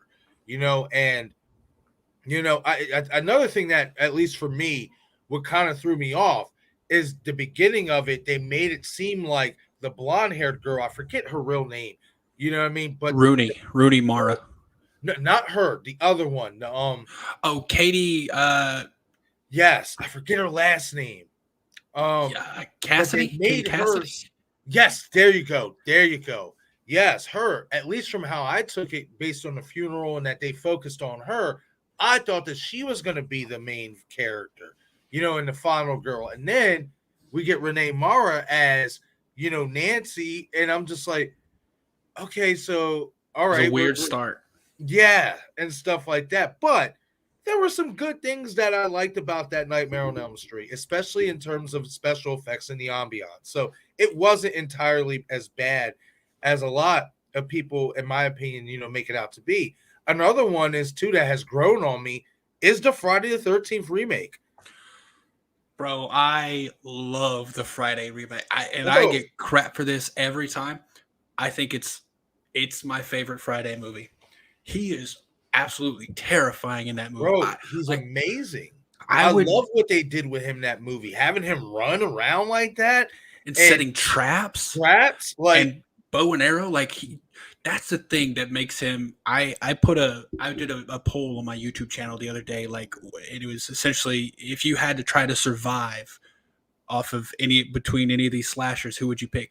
And everyone was like, you could not survive Jason if it's remake Jason because he can get you from afar with the yep, thing. He's got traps set up so he'll know where you're at.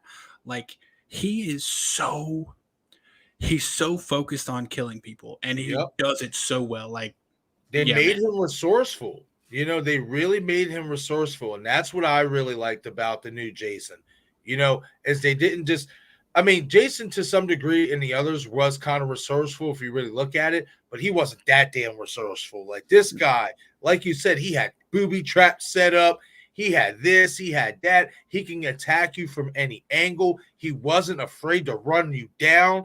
Man, when I seen him, when he's standing there and he just, and you hear the thuds, I'm just like, ooh, like, When dude's caught in the bear trap and he's trying to get away and you see yep, him run at you and swing that machete and it cuts, I'm yep. like, just that few seconds of him running towards you, I'm like, he wouldn't even have to kill me. I would die of a heart attack.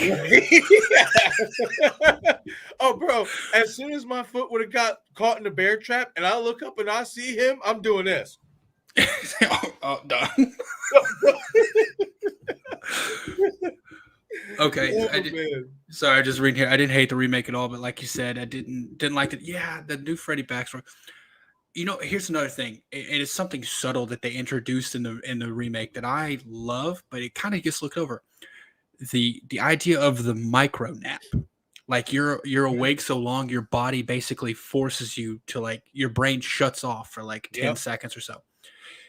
That's terrifying if you think about it in the world of Freddy Krueger, because think of what he could do to you in those 10 seconds you're passed out.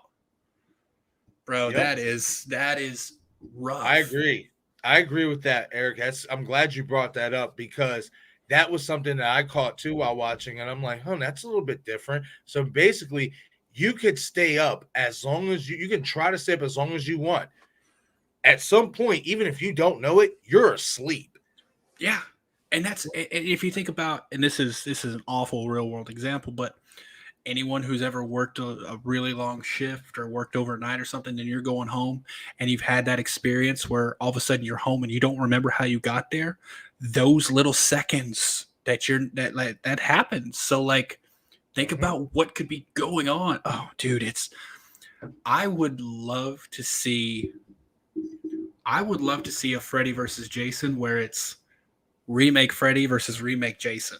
Like, that would be, because Bro. remake Freddy, he was, in my opinion, scarier. Like, Okay. original Freddy throughout got very comical. He He was did. a little bit comedian. He did. Where remake Freddy was about terrorizing people and Right. just slaughtering. And same thing with Jason. If you put those two against each other, oh man, it'd just I'll be a even throw brutal this one fight. at you. New Nightmare Freddy versus Jason. That would be dude with the trench. You just see him like take off the trench coat, Goodness. got that bone glove. Oh, Bro, like I said, that's why it is my favorite in the Nightmare Elm Street franchise because we got to see this darker, meaner, huskier Freddy, and he got that trench coat. And he just looks so badass. got them Like, big thick leather boots. Like yeah, bro. Like, man, that's why it's my favorite sequel because I'm just like, man, in terms of like fear in Robert England, I think that movie was the most scared I've ever been of him as Freddy. Like, especially because it was set in reality outside of the movies. What they did with New Nightmare, it was set in like real life. It wasn't set in like to be a movie or anything. They brought him into our world. You know what I mean? So that, like I said, Trenchcoat Freddy versus Jason, 2009 Jason, sign me up for it. I would love to see that. Yeah, I would. And the fact that Trenchcoat Freddy from New Nightmare was also, he was going after a kid. Yeah. Like, he was pretty dark, man. Yeah, bro. Um, he was just you're right. It does often get overlooked, like him in that movie, but it is really, It's good, man. it's a really good, really scary. It is. I'm trying to get a photo of it here to load in, but it's a really, I'm just looking at it now as I'm trying to get a photo to load in the Bro. StreamYard. It's He's so good. terrifying. Terrifying, bro. Like I said, like they just look like they put a nice size husky bodysuit on Robert, and they threw that trench coat on him, and he looks easily about 50 pounds huskier, and he looks solid. Like he looks like strong. Like it's crazy. Yeah, I'm looking at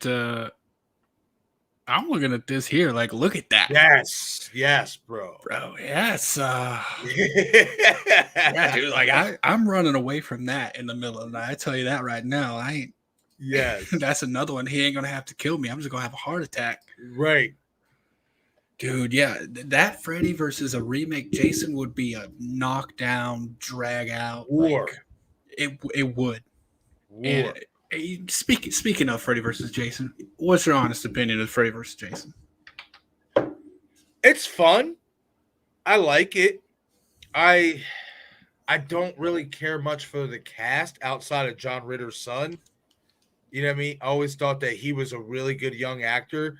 You know what I mean? I don't know what's really happened to him, since then. I don't, haven't really seen him in much since then. I mean, he did do a couple other things, but he didn't take off the way I assumed that I guess he would have been, being John Ritter's son.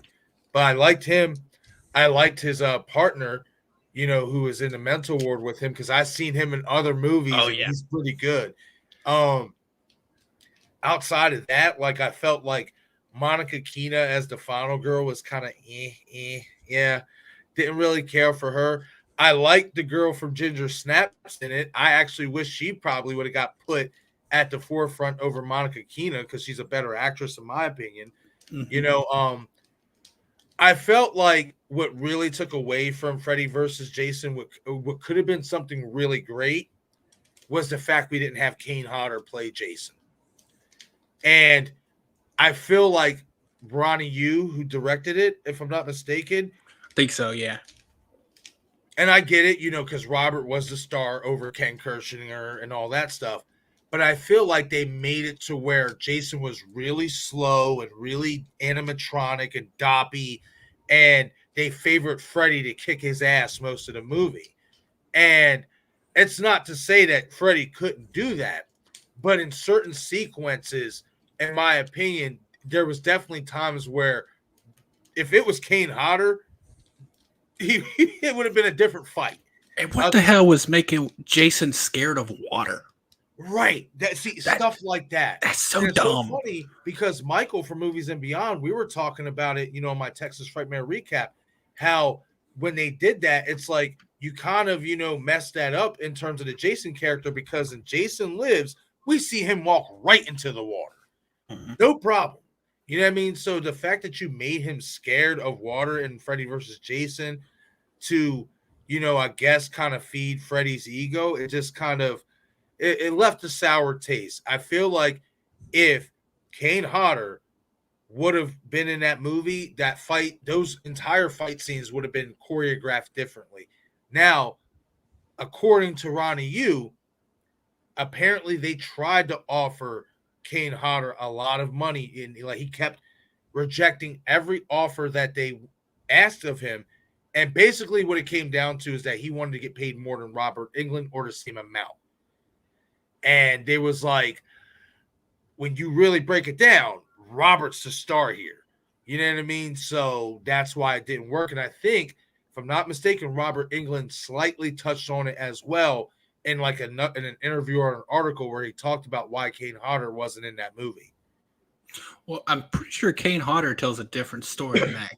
Oh yeah, Kane Hodder essentially says something like he didn't even know. yep. 1 second, sorry. No, you're good. Yeah, Kane Hodder was essentially like, I didn't even know that they were doing it. Like I was waiting on a call, and all of a sudden I found out someone else was in the part. And I'm like, that's Wow. rough. That's See, essentially what he says. yeah, see, and now you see how there's two different stories. Kane says one thing, and then the other says the other, and it's like you will never know what really happened. I'm not saying Kane's a liar. You know what I mean? I actually would want to lean more with Kane, given what we know about how studios can be with money and stuff like that. A la Sidney And I just, Prescott. yes. So I feel like, I mean, especially, I wouldn't see why Kane, especially if he's going to get paid even slightly less than Robert, why he still wouldn't take it. It would still be a lot of money. I I don't see him turning it down either. I Like don't. it doesn't make any sense. And as much as I see Robert England as Freddy Krueger, I see Kane Hodder as Jason Voorhees. Yep. Like he really brought that role. He gave more to that role than most people. I'll say it that way. Very true. And if Jason X, if you don't like Jason X, I don't know what are you doing, to quote Fate decided. What are you doing? Because Jason X is great, and the physicality that Kane Hodder brought to that movie, dude, is just. But to give a little positive notes to Ken Kersinger and the Jason in Freddy versus Jason, because Right. most of the time you are 100% right. He's slow. He's almost dumb. I don't like insulting him, but he kind of is. There's even a part where he like some guy, the guy's like poking him and calling him something or whatever, and he just stands there and like he uses machete and like cuts him in half, right? But he's like so robotic when he does it. Like he doesn't even look down. He's just like that. And I'm like, I don't like it. Right. But when they break Freddy out of the dream world and he pops up in that burning building and that music plays and you see Jason throw that burning table, like, come on. Right. Bro. I don't know. Like, even if I didn't like the movie up to that point, I got hyped. Like when that happened, Yes. I'm like, oh dude, it's about to go down. And I actually really liked their fight because Freddy was no match for Jason physically. So Freddy was like he was hitting those gas tanks to shoot at him, and he torpedoes.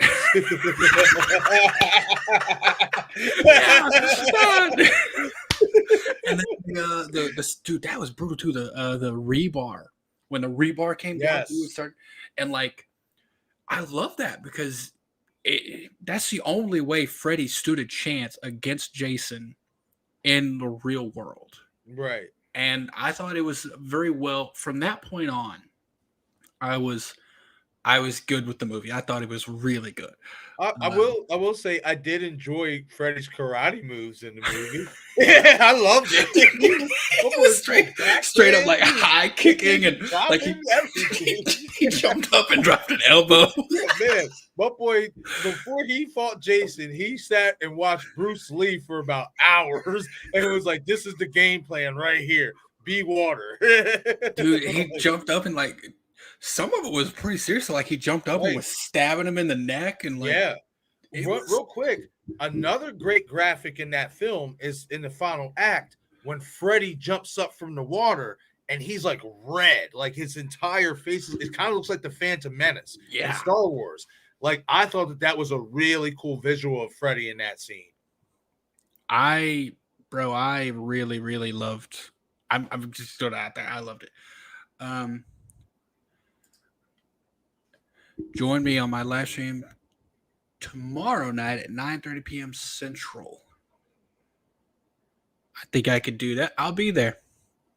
I'll be there. I gotta get the clip. I gotta get the I'll be there clip. I don't have it. Oh, I'm not monetized, so I don't have I don't get super chats, so I don't have any clips. I need to get some though. I got a couple. Bro, don't even feel bad. I gotta upload a whole bunch of new clips to my, to my StreamYard or whatever. I owe you, Val, and a few others some clips or whatever. I've been counting them down, like writing them down how many clips I owe you guys and stuff, because I'm like, I still have these same ones that I used before, and I'm just like, all right, I gotta refresh this. You know what I mean? Mm-hmm. And so don't feel bad, man.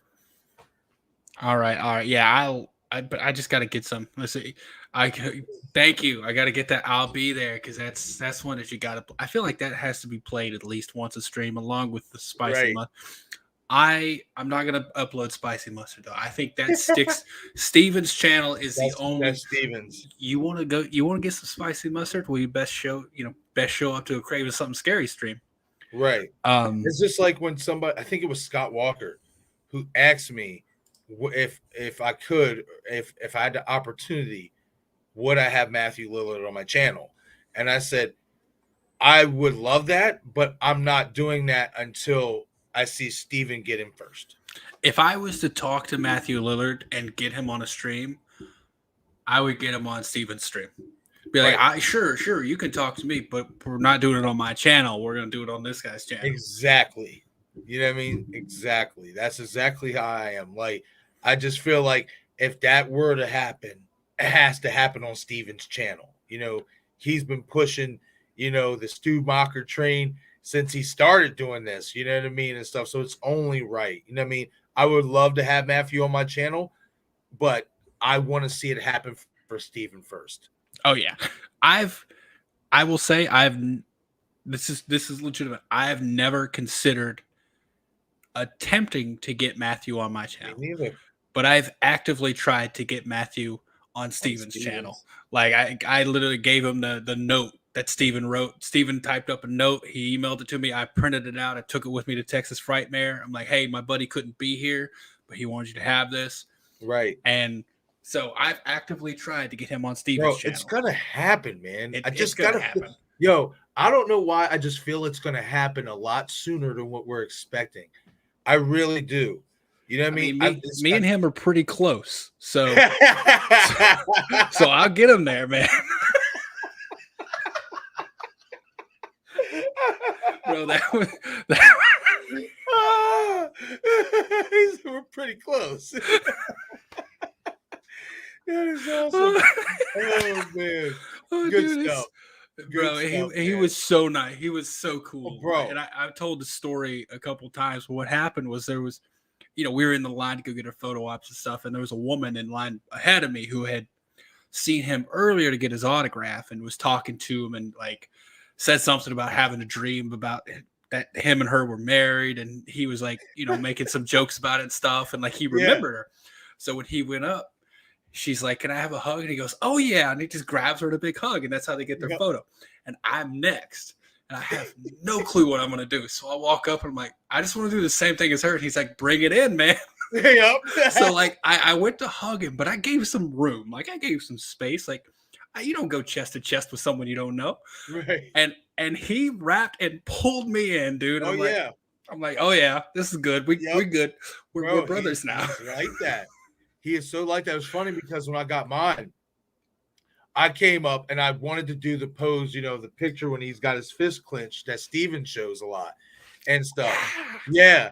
And it was so funny because when I did it, he was like, "What is that from?" And I'm like, "Yes." I was like, "Scream 1996 when you're in the kitchen." I said, "There's a shot out there where your fist is clenched and you're like that." And he's like, "That's right. Okay, got it." He was just like, "Cool," or whatever and stuff like that because it totally threw him off or whatever and stuff. And I know in his head he's probably like, "This guy's a fucking nut." And I mean, you gotta consider. Like, I at first thought you'd be like, "How could he forget that?" This man's had a long career. He's been working since, at least '98 because that's when that came out. But he was working before that. Real quick, Scott, man, I'm sorry you're sick with the flu. That really sucks, man. Being down. I hate that. I hope you get better soon. Well wishes, prayers, positive vibes, anything you can send Scott's way, send them over there. Absolutely. You're damn right, Steven. It will happen one day. It's just gonna be. I don't even believe it. I know it. It's fact. Right. I'm just waiting. At this point, I'm just waiting for the thumbnail to pop up. And it says interview at such and such time, Matthew Lillard on Craven Something Scary. I'm just waiting for the thumbnail at this point. All right. I've never said this out loud, but it's something I've thought of because being at the conventions and stuff, and I've have talked to Matthew a couple times at this point. I've wondered when I said I haven't considered having him on my channel, that's a little bit of a lie. Because what I have considered, if I were able to do it, I would just not tell Steven about it. I would be like, "Hey, Steven, man, I want you to jump on my stream. We're just going to special stream. Just, and him show up and just Matthew Lillard there." Like, I think I am interested in what Steven's reaction would be. Oh, bro, I can only imagine. Like, I think the shock would be just like he might have a Stu moment. When Stu's in the kitchen, he's just like, when he hears Billy's playing, like, Yep. What is this? Yeah. I could see that being exactly Steven's reaction, and that would be awesome to see. That would have been a great surprise, man.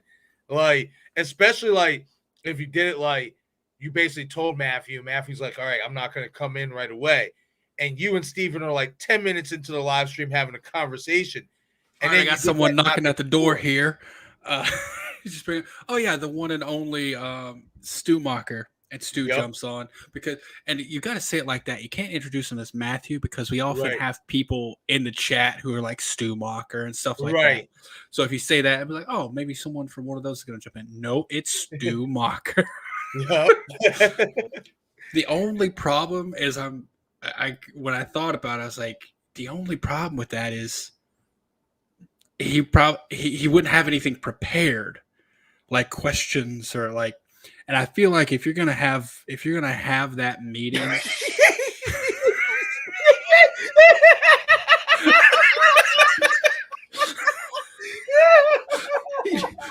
Steven just it's and my friend Stu Mocker and Steven just Yeah.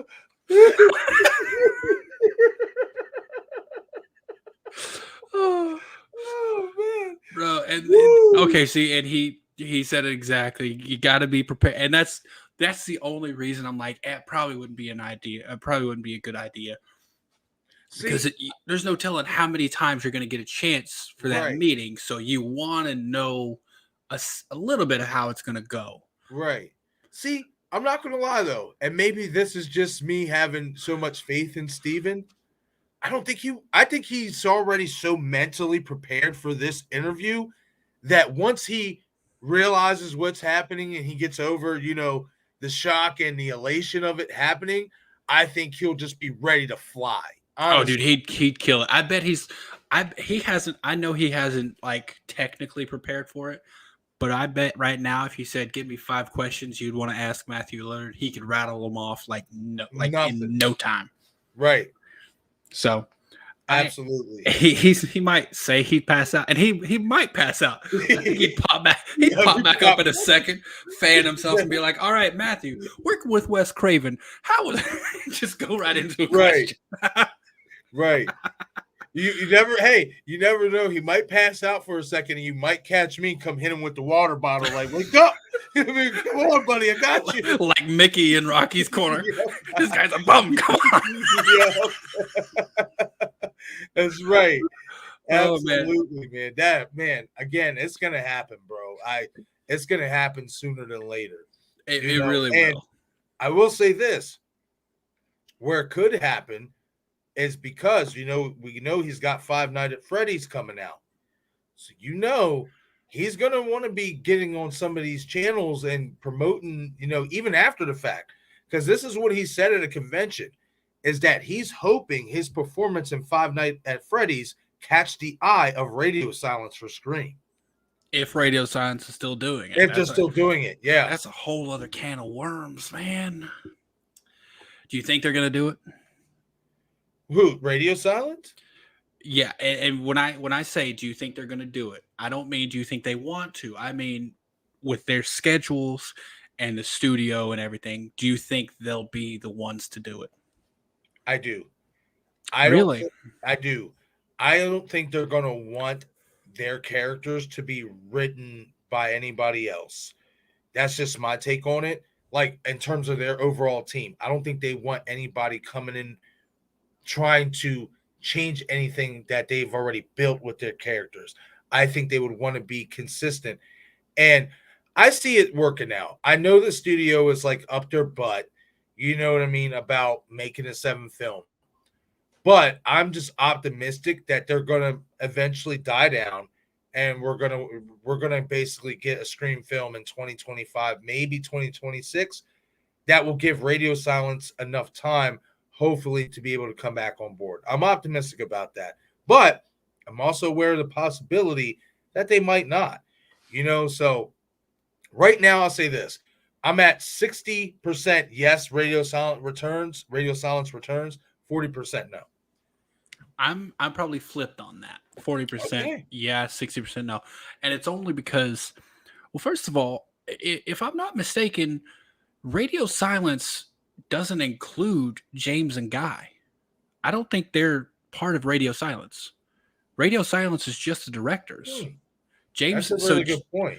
James and Guy would probably, I mean, at this point, I don't even know because Guy is it James or Guy that's working on the Final Destination movie? He's working. I think that might be Guy. Okay, yeah, one of them's working on that. Hold on, I can look it up. But we've also got the writer's strike going on right now, and there's like no end in sight for that. So, in terms of writing a script, we don't even know. Oh yeah, so Radio Silence is Matt, Tyler, and Chad. Chad is the producer, though. He's not a director. Matt and Tyler direct. Chad produces. It's like Chad Vill something. Steven says Guy is working on Final Destination. Okay, yeah, and Guy is also working. And see that's the thing. So like The new that monster Universal monster movie. And I've said it Yeah. before, the timeline. So they found out in December of 2020 that Scream 6 was going to happen. They found out the day the trailer for Scream 5 came out.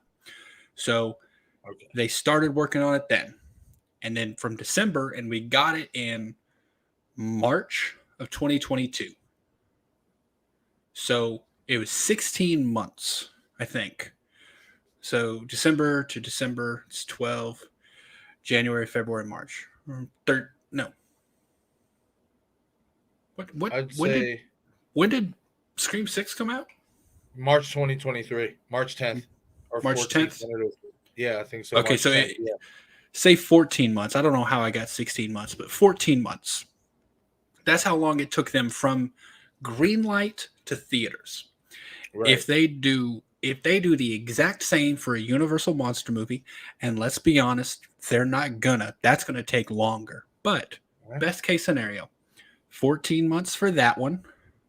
Then they have the Escape from New York remake. Yeah. Another 14 months. There's 28 months. And then when they're done with that, then they can start working on Scream 7. So add 14 months to that. So you're looking at 42 months. Yeah. That's So 42 months. That's about 3.5 years. Yeah, 48 months would be 4 years. So that would be end of 2026, mid 2026 at best Yeah. case scenario. Bro, that's too long. Yeah, I think so too. We got to strike while it's hot. And they probably have to like do something with the characters too at this point, because I mean, oh my god, a Melissa Universal Monster movie. She's doing it with Yeah. Radio Silence. Yep. And then we got oh gosh, why am I Tara? I forget the actress's name. Jenna is got Wednesday season 2, and she's working on the sequel to Beetlejuice right now. Yep. So man, at this point, I know people aren't a fan of it, but I think Scream 6 was a great ending for those two's story. If they don't come back. If they don't come back, okay. If Radio Silence says we can't do it, we're too busy, and then Jenna and Sam's also busy, think of how it ended for them. Like, Jenna or Tara accepted the fact that she's got trauma she hasn't dealt with, and she's accepted that Sam is only trying to look out for her. Sam has found a partner who really loves her, wants to protect her. Sam's been dealing with her trauma. She's also realized that she can't hover over Tara her entire life. She's trusting her enough to like do things on her own. And she, and I know people are saying that her dropping the mask doesn't mean anything, but I'm just saying, like, that's symbolism. Her dropping that mask, if they said that was her officially putting to bed any negative part of herself, bro, they literally walked off into the sunrise together. Right. That's a good ending. I just think the only issue with that is what Radio Silence said about it's more of, now it can also work as an ending too. You know what I mean? For Samantha, that she just accepts who she is. You know what I mean? In terms of her dropping the mask, that's what they said. Her dropping the mask isn't her moving on. It's her accepting who she is. So in that regard too, if you're going to end the story there, you kind of can, because, okay, she accepts that she's Billy Loomis's daughter. She accepts she's going to have this stigma probably for the rest of her life. And that's just what it is. You know what I mean? But at the same time, I feel like if that's how it were to be like outlined, it would still, leave a plot hole. Like, okay, like she accepts who she is as, Billy Loomis's daughter, and she accepts this is her fate. In my opinion, you leave an opportunity, possibly if you wanted to go in that direction to turn her into Ghostface, you leaving that opportunity on the table.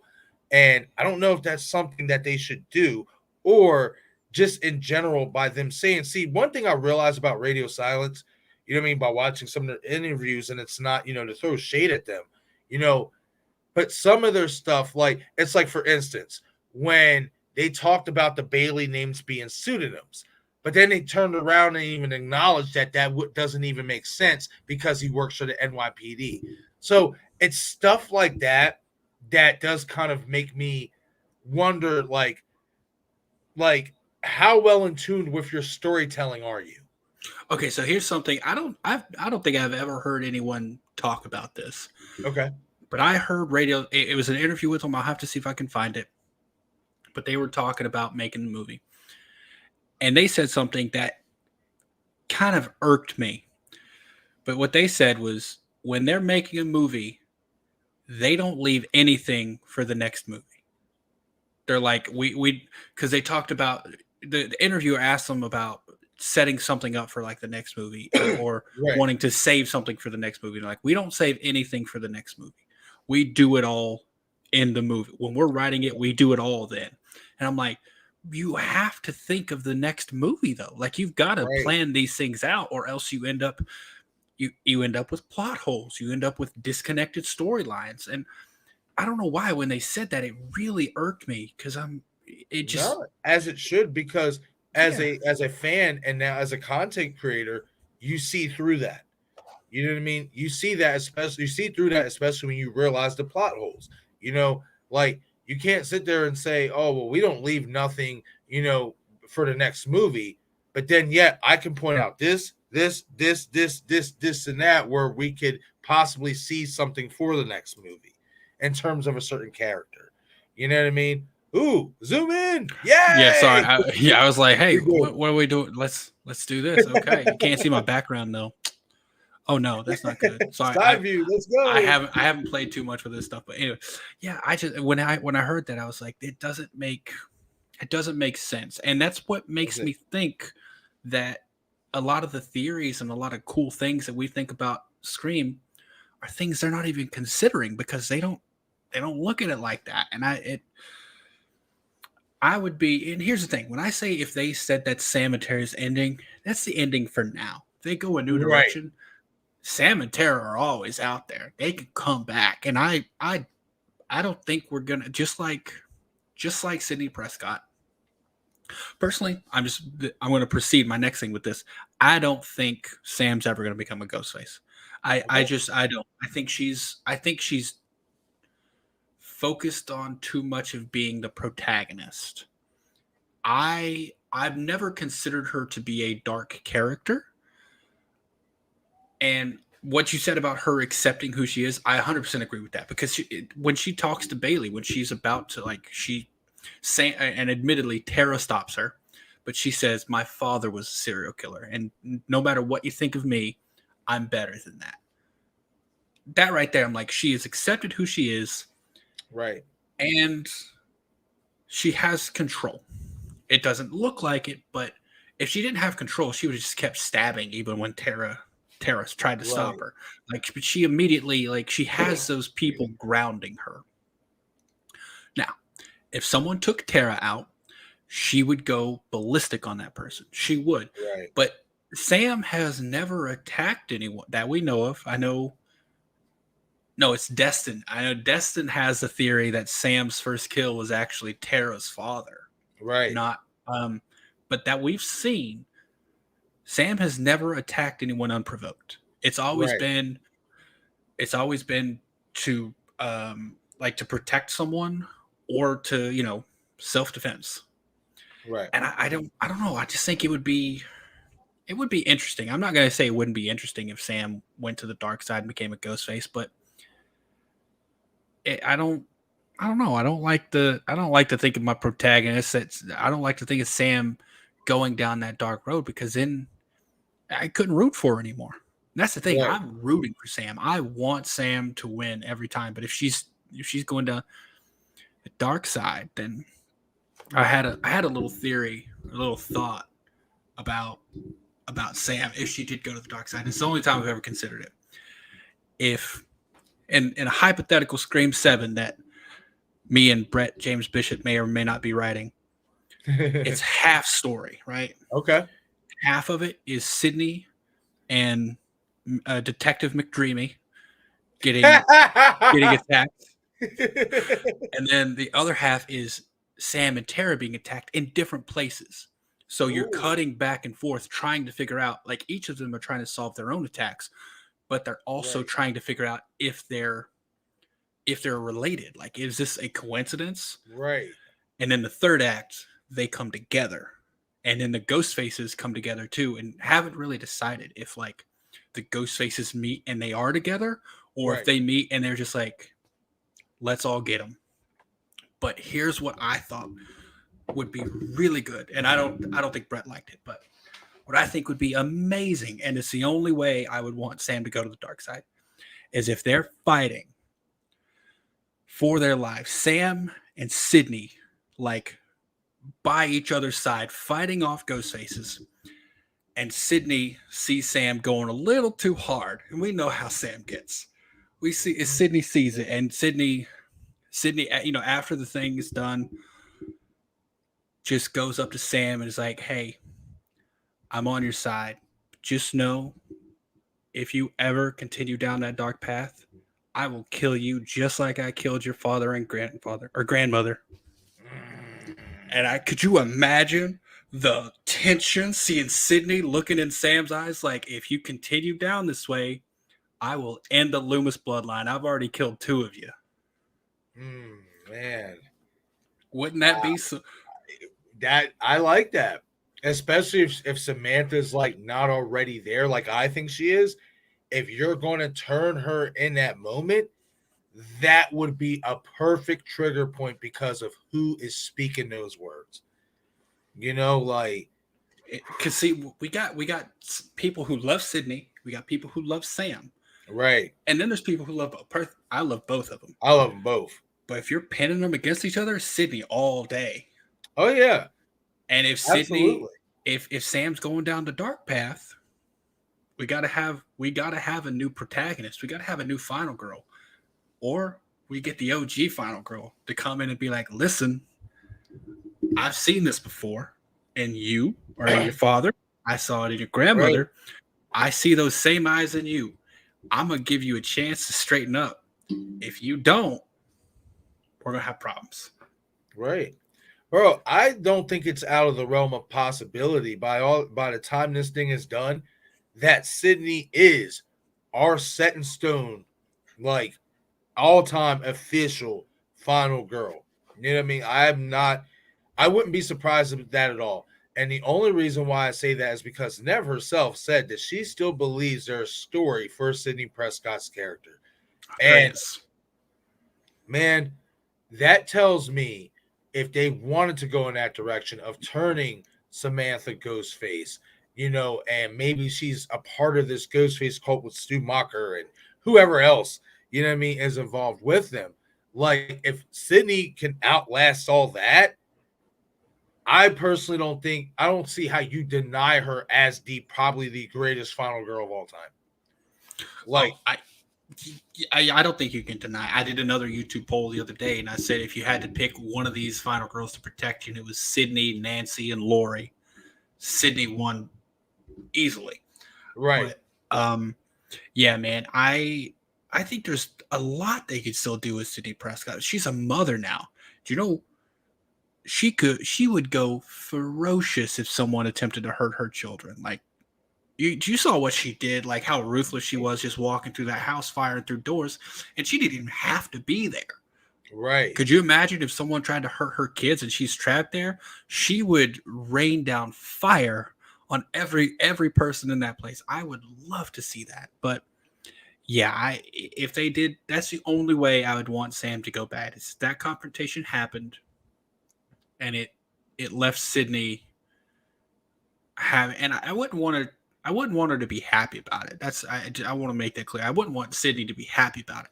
I would want her to literally to tell her that it is a little bit of a threat, but it's more of saying, "Hey, get some help right. because it's not looking good." So See, that's interesting that you brought that up, and I'm glad you brought up the whole getting help part. You know what I mean? Because I'm sure you realize in Scream 6, you did not see Samantha take one of those pills, not once. They talked about the pills, they talked about the new medication, but we did not see her take any of those pills, not once. You know, like, do you think she's past that point of having to take them or wanting to take them? Or what do you think that is? Because that kind of, in my opinion, goes back to what we talked about radio silence, picking up things and putting them down. You know what I mean? Like, yeah, sure, we got it mentioned, but how come we don't see her taking these medications? You know? I think on one hand, I think it's just something they didn't think would be necessary to show. I Okay. think they're like, okay, we talked about it, so we put it out there that way. Because here's the thing: if someone hadn't have said, if they hadn't have said it, like in the or in that therapy session that she was on the new meds, Right. if that hadn't have been in there, everyone would be like, oh, she's off her meds. She wasn't taking meds. There was no mention. There was nothing. So I think they were probably like, hey, we mentioned it, so we're good.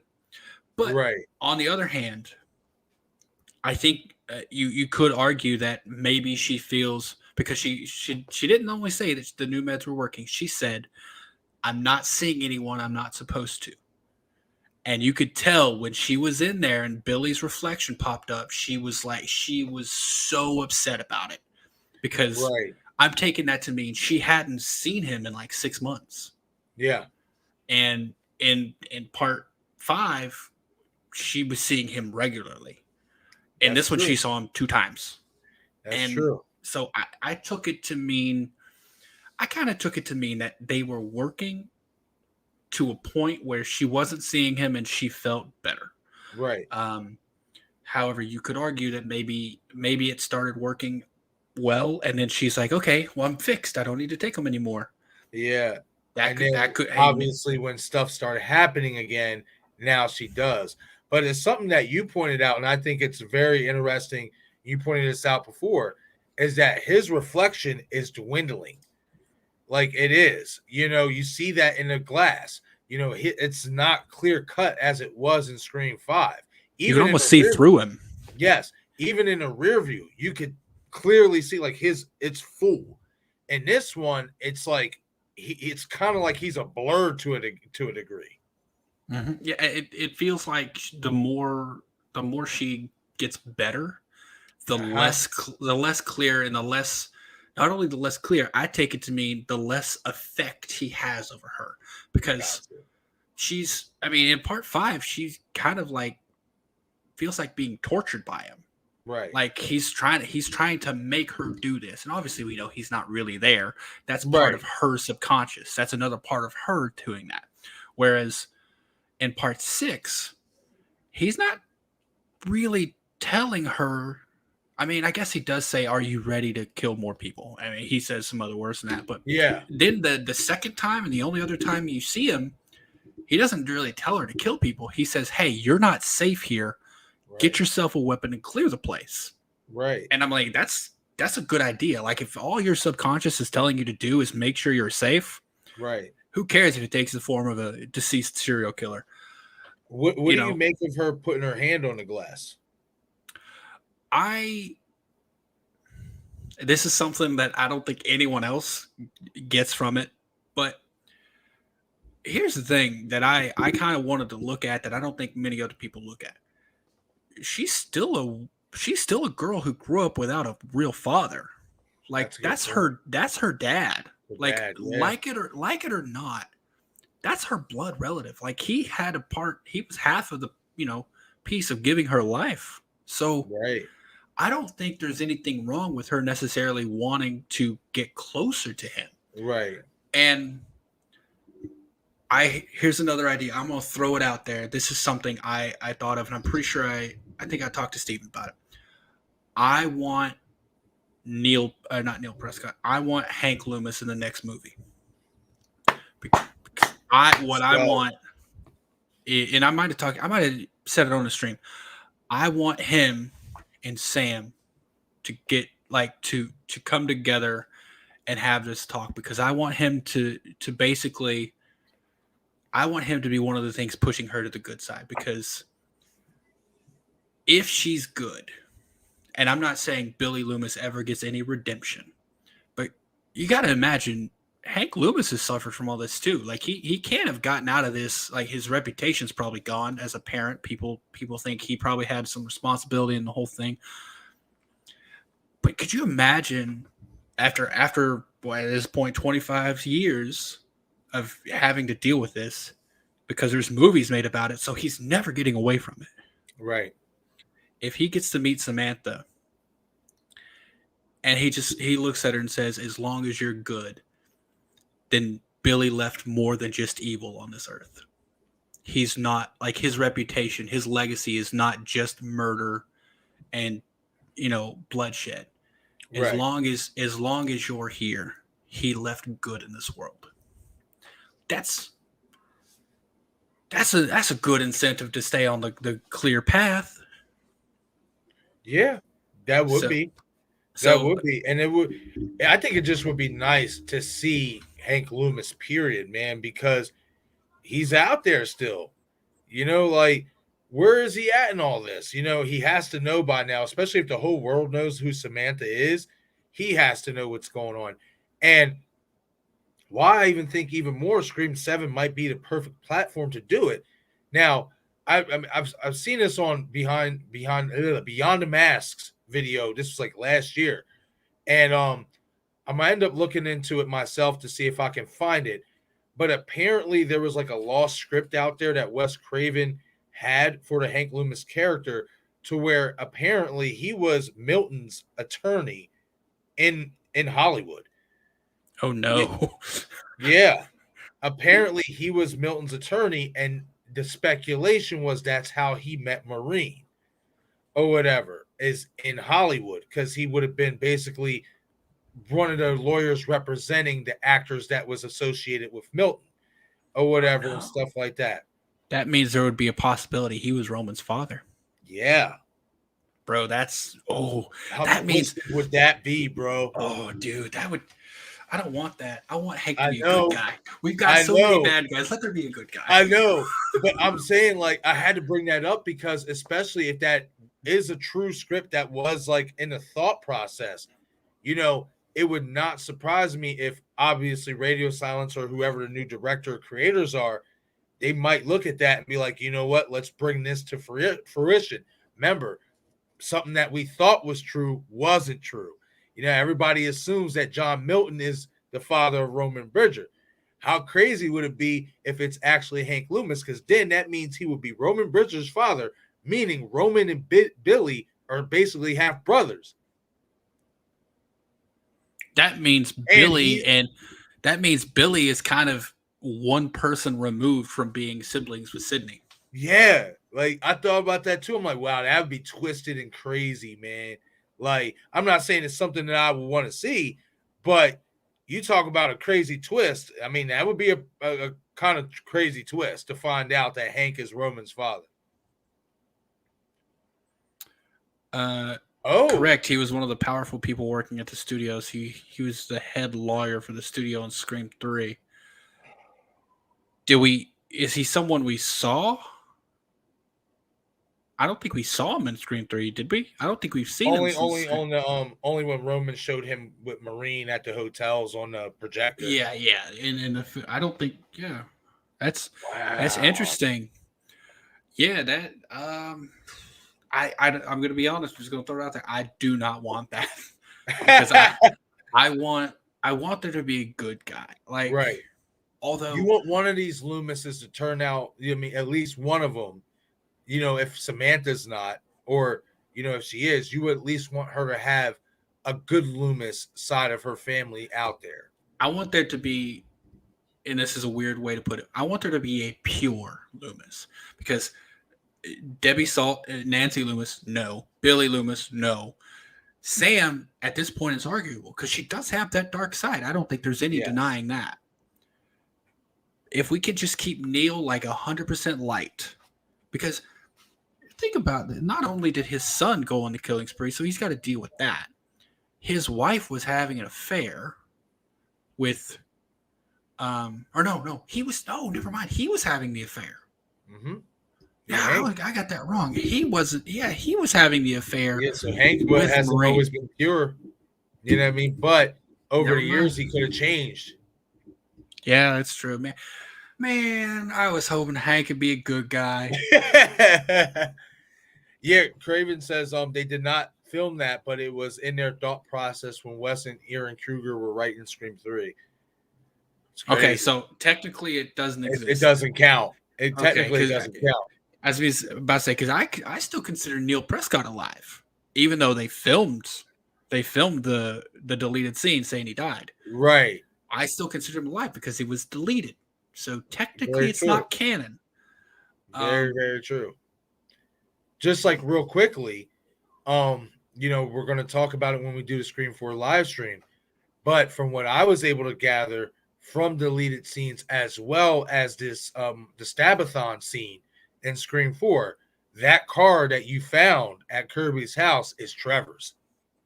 Okay, I mean that would make sense because he does. Yes. He's already shown up at that point. Yes. Yeah, that was Trevor's car because you see him when Kirby's on the phone with Jill going to Stabathon. He's You sitting see on him it. leaning up against it with those two girls, and he's like, "What's up, Kirby?" or whatever. And then in a deleted scene, he goes outside to talk to Jill while Jill is looking for her phone in Kirby's car. He walks past it, and you can get a shot of his car, and you know it's not Robbie's because Robbie's is a Jeep.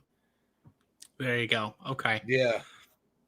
Yeah, man. There's like I said, there's definitely some fishy stuff up with that scene. I'm gonna vote for Stu, and the only connection I can make is Robbie, or not Robbie, but Charlie. Can you imagine? Bro. Because he even said it. He wants to be the new Randy. Mm-hmm. But even he, Sydney said it too. You're the new Stu. Trevor and you. Billy is Trevor, and you're the new Stu. And Charlie Walker, Stu Mocker. The last names kind of, sound a little similar. And I've always said it. Both of them don't get the respect that they deserve. Charlie Walker doesn't. They get outshined by their partners. So, and this is another thing that people forget. Stu didn't get the girl he wanted neither. Remember, he wanted Casey Becker. She dumped him. And she dumped him. For Stephen Orth. Or for Stephen Orth. And obviously Charlie wanted Kirby Reed, but, she was playing games with him and stuff like that. Even though there is, like you say, it does count as a deleted scene, so it doesn't really count within the context of the movie. But there's a deleted scene where Kirby, Robbie, and Charlie are coming out of the classroom, and Kirby's like, "You guys are really going to go through with this, talking about Stabathon?" And he's like, "Yeah, absolutely. You know what I mean? This and this and that." So then Kirby, and they're like, "Are you going to show up?" And Kirby's like, "Okay, I might show up or whatever." She's like, I might not. Suspense. But you like that. And then just gave Charlie a big smile and walked away. And Charlie's like, "Yeah, I do." You know what I mean? Like, because I think bring that up because a lot of people say, "Oh, Kirby didn't start liking Charlie up until she was drunk." I beg to differ that she was already liking Charlie. I think she likes Charlie the whole time. Yes. He's too shy. So if she came on too strong, he'd probably shut down. But also, he always had Robbie hanging around, so she couldn't actually do anything. And that's why once Robbie actually went away, that's why things started. It wasn't because she was drunk. It's because it was just those two alone. Those two, which is why she got pissed when Trevor showed up. Exactly, because she's like, "Bro, this squirrel was about to get a nut, and you just came." Oh, so true. And I love Trevor in that scene because he's like, "Oh, I love this part."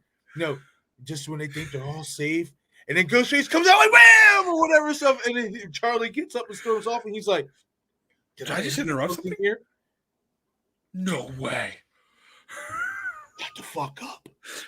Oh, and just starts geeking out. I'm like, yo, he was so good in that scene. Dude, I love her reaction. Who invited you, Trevor? Who invited you? Like, get out of my house. Dead serious. But this is another thing, too, is, and I spoke about it in a video. The whole point of the remake was to run up the original. How do you one up the original? Is by having a third killer. You know what I mean? From two killers. But also, why was the final act scene staged at Kirby Reed's house? Like, I get it. You can sit there and say, "Oh, this was part of Jill and Charlie's plan." Well, that wasn't the final act scene. Oh, I mean, I guess for them it was. Yeah, for them. Yeah, For for the them. movie, the final X scene, that Yeah. was the false ending. The real Yes. ending Was at the hospital. hospital. Yeah. But it just it interests me because even Kirby knows this. She even talks about it with Charlie in her house, how the party's the false ending and basically her house is the new ending or whatever.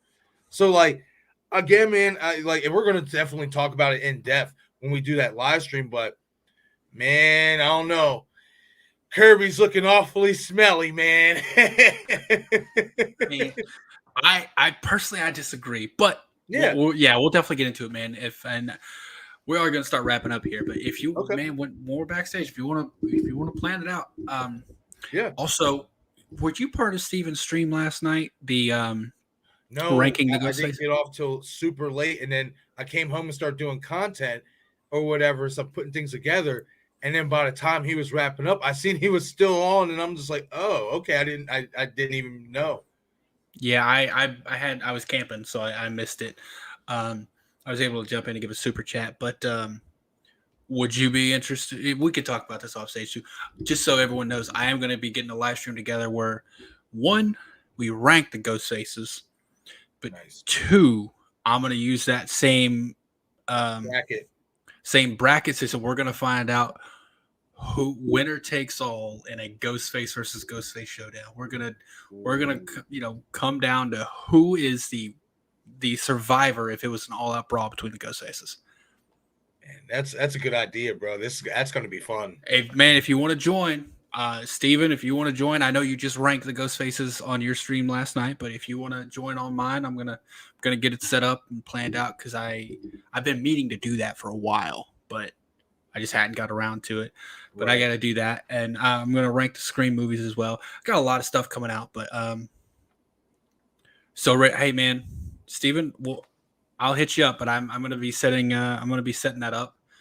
And the whole bracket and everything, and we'll figure out the winner. But probably going to jump off here in a minute or two. So, you got anything you want to promote on your channel, Marcus? I will be on obviously Craven Something Scary's channel tomorrow night. I accept your offer, Steven. So I will be there around 9:30. I'm assuming it's going to start. But before that, come check me out on Katie's channel, Popping the Popcorn, for an edition of Creators Corner, where she's going to be discussing with me some things about being a content creator and just overall stuff about movies, my passion for being a content creator and all that stuff. And also I have a couple Scream videos, a couple shorts, and then a long video coming out, as well as some Halloween content. And I'm also going to talk about this whole Robert Englund not returning to the Nightmare on Elm Street Legacy sequel, because I have a couple picks who could take over as Freddy Krueger that I think would be really good in that environment, as well as Fridays. I'm going to start making Friday mornings solely about fan films that have either came out or that are coming out, because I just did the review for Never Hike Alone 2. Looks awesome. Yeah, I saw your trailer reaction there. Yes. I thought it was weird that it's part 2 because they already made a sequel. They did Never Hike Alone, but I think it's Never Hike Alone in the Snow 2. Okay, yeah, they did. It was Never Hike Alone, then Never Hike in the Snow. No, Never Hike Alone. Yeah, Never Hike in the Snow. Yep. Something like that. Yeah. When I saw your video for it, I'm like, that's interesting because there was already a sequel. Gotcha. That's really cool, man. There's a lot of good fan films things coming out, and some fan films are getting higher budgets, like the Dylan's New Nightmare. Oh, I can't wait. I got to get a hold of them. Michael from Movies and Beyond told me that they had an issue with their Instagram account, so he just told me to hit their Dylan's New Nightmare account up or whatever to get a hold of them, because I want to get Cecil and his partner in crime in this film. I want to get them on the channel and talk to them about it and stuff like that, because Nightmare on Elm Street, New Nightmare, is my favorite sequel, and I would like to plan before they actually drop the film to do a watch party of New Nightmare on the channel with them. So that'd be awesome, man. Yeah, I've also been reaching out to, trying to get some celebrity guests on the channel. You guys know how that it could be hit or miss. I am really hoping to hear back from Tom Jones Jr. very, very soon. Nice. So I will keep you guys posted. I'm really hoping to get that interview. All right. All right, man. Well, everything for I'm gonna have Marcus's channel in the description. So if you're watching this on a replay and you haven't subscribed to him, definitely go do that. Great creator. He's got some really, really cool theories that I would never think of. My brain just doesn't go there. So really cool theory videos. And like I said, and this is the third time I'll say it, but I'll say it again. You know more about Scream 4 than anybody I've ever met. So if Scream 4 is your bag, then definitely go subscribe to his channel. Other than that, yeah, we'll both be on Steven's stream tomorrow night over at Craving Something Scary. I'll drop his channel down at the down in the description as well. But yeah, everyone, thank you for coming. It's been about 2 hours and 45 minutes. So Marcus, you want to hang out backstage? But with that, Yeah. have a safe weekend, everyone. Love you all.